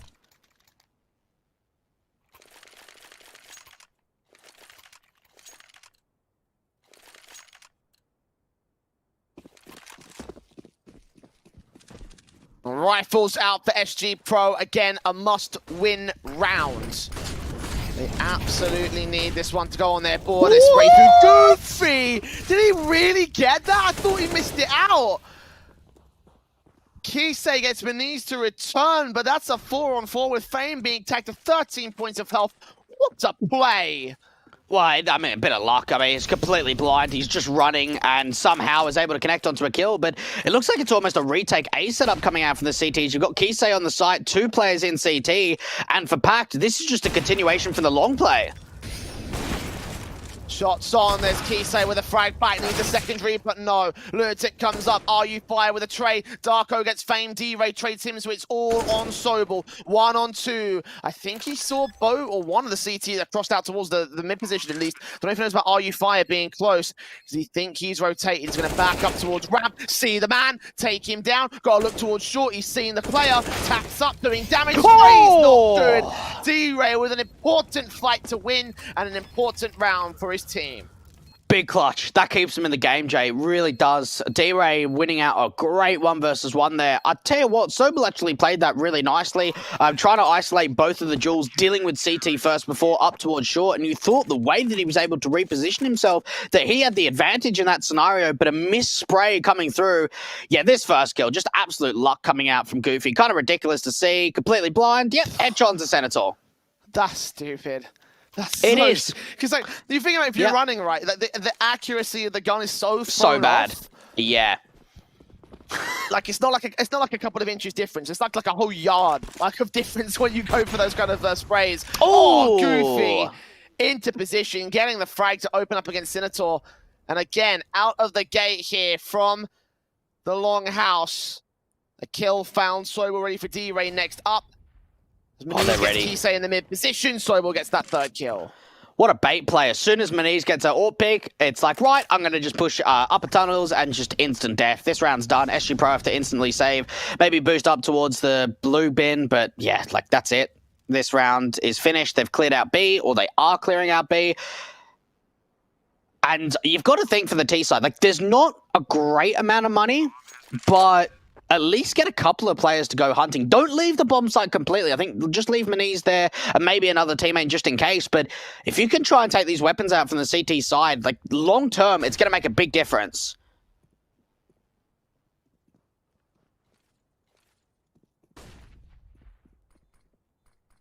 SG.pro need these weapons. Goofy going to start swinging shoulder bait. Sees one player, didn't see the second. Incendiary's out, surely he must know, takes that fight and wins it. More T-side players wrapping up, and he's caught taking his silencer off. Worst moment to do that, I will say. 13-7, PACT. Back in full control of this SG.pro of no money. I know a lot of players say, like, oh, we should just ban, like, the right-click for the silencer. Fame's actually kind of a player that plays with it a fair bit with the silencer off. But, yeah, no, don't want that in that kind of a situation. A 13th round now up for the PACT side. Good shot coming out from Maniz on the tag, and he finishes up on his Senator. Great stuff on the anti-eco frags. Another good shot, not quite. Just being baited in by D-Ray at this stage with that scout, homing against something ridiculous. Ooh. Oh, that tag also connects here for the T-side line. And a 4-on-5 tags up against RU Fire and D-Ray. D-Ray eventually falls to Maniz's wall bangs. Lunatic gets Fame. And this round was going to be an easy cleanup as a half buy from SG.pro. I got A site completely opened up. At least Kisei will try to do some sort of response damage here towards the mid position, but smokes go down towards the A site, and the plant can be secured. There's no way back from this one. And honestly, I'm kind of disappointed for the viewers, right? Like, you've come into Train and we had a map that almost went 60 rounds, and we've now come into Dust 2 and it just hasn't been competitive. SG.pro just have not been able to deliver. And this was something that I certainly saw when I looked at the veto, is I thought, okay, Train should be won by SG.pro, Dust 2 should be won by PACT, and then maybe Nuke could be close. I think we were both surprised to see how close Train was, but I don't think Dust 2 is too much of a surprise, knowing how weak this CT side has been in the past for SG.pro. And for PACT, it's almost like this hasn't been a challenge. Yeah, we've seen 7 rounds up for SG.pro, but when you compare to what we saw on Train, it's like we're looking at a different team. It's just, it's a bit disappointing, that's all.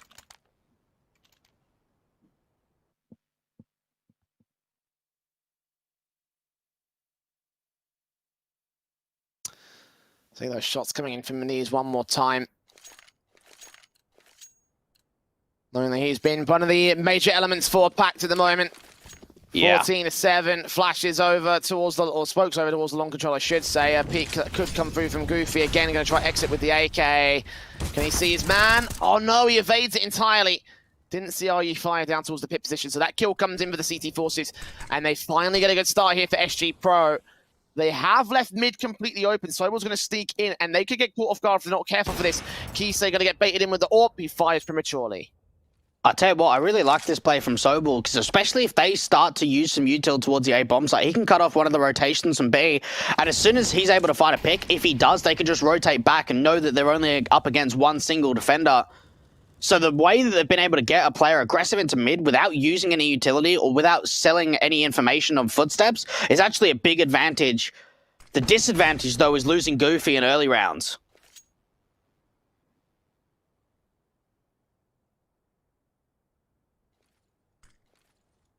Smokes down to the A-bomb site. Darko going to set up a Molotov as well.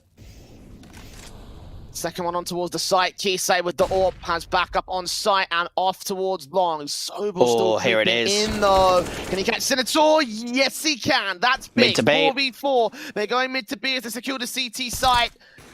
The spawn area not contested by the forces. SG.pro of D-Ray on the B-bomb site. It will only go so far. And getting that one frag. Maniz will try and back in. And RU5 sneaks in the backlines as well. One player caught the CT spawn. Bane comes up. Maniz does not get his second. D-Ray trades it back. And that will be an 8th for the SG.pro side. Honestly, really well done there. That was a really great position for PACT. They went in for the mid to B, but even the B defense from D-Ray was able to stay alive really nicely for at least a long time. And then the A players just got some really great kills. Fame dropping down from short to CT. Very difficult to land that shot onto CT and land that opening kill, but he's able to do so. D-Ray, though, being legged up from the AWP from Maniz. And consistently, whether it's been on a gun round or against the Ecos, Jay, Maniz has been finding kills and tags through this mid doors.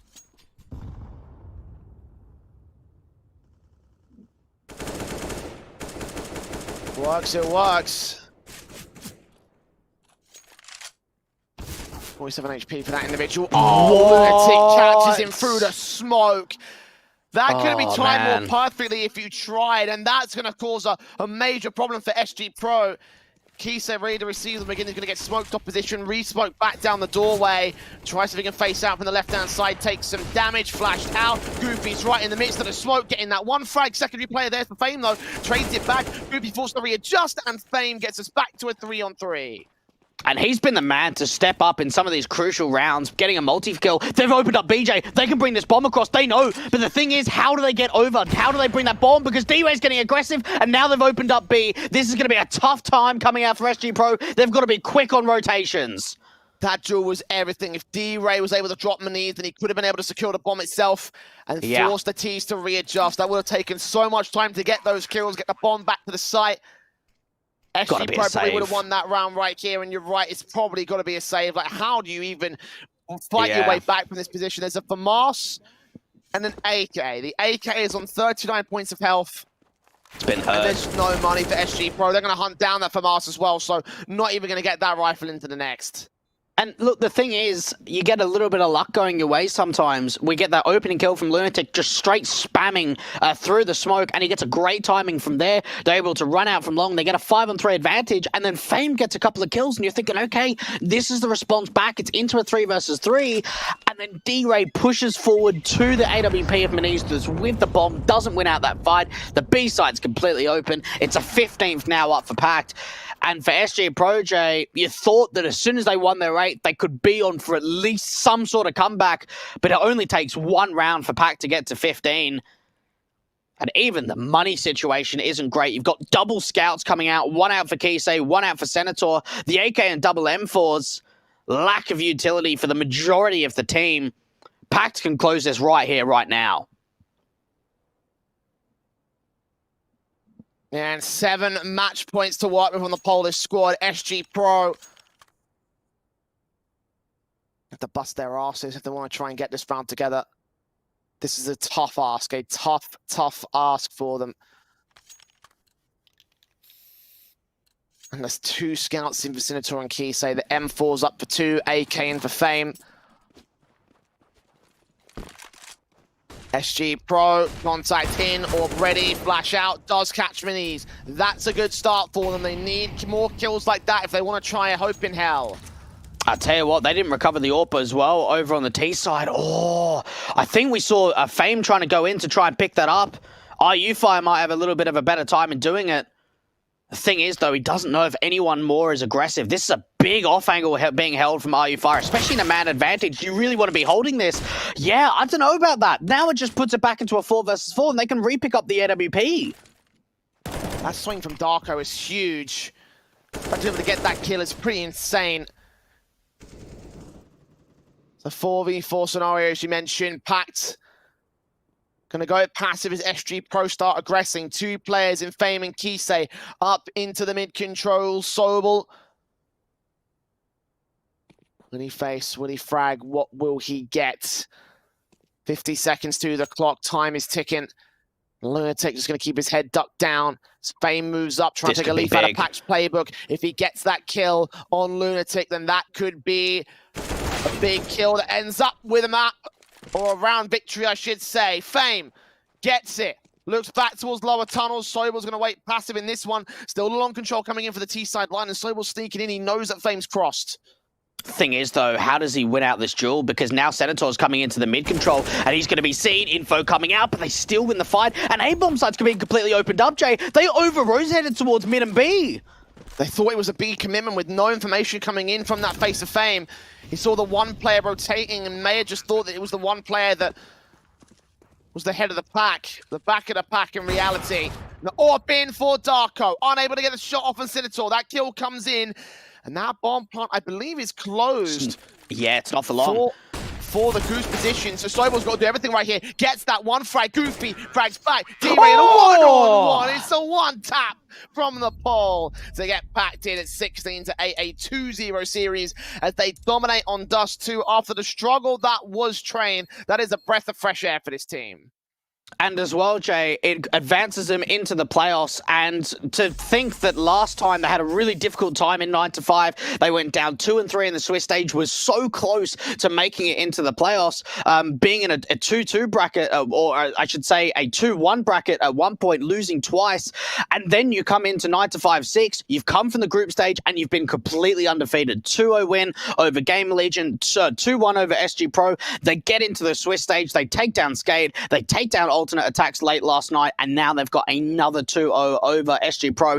That's a big series from PACT, and it all lied down on Train, didn't it?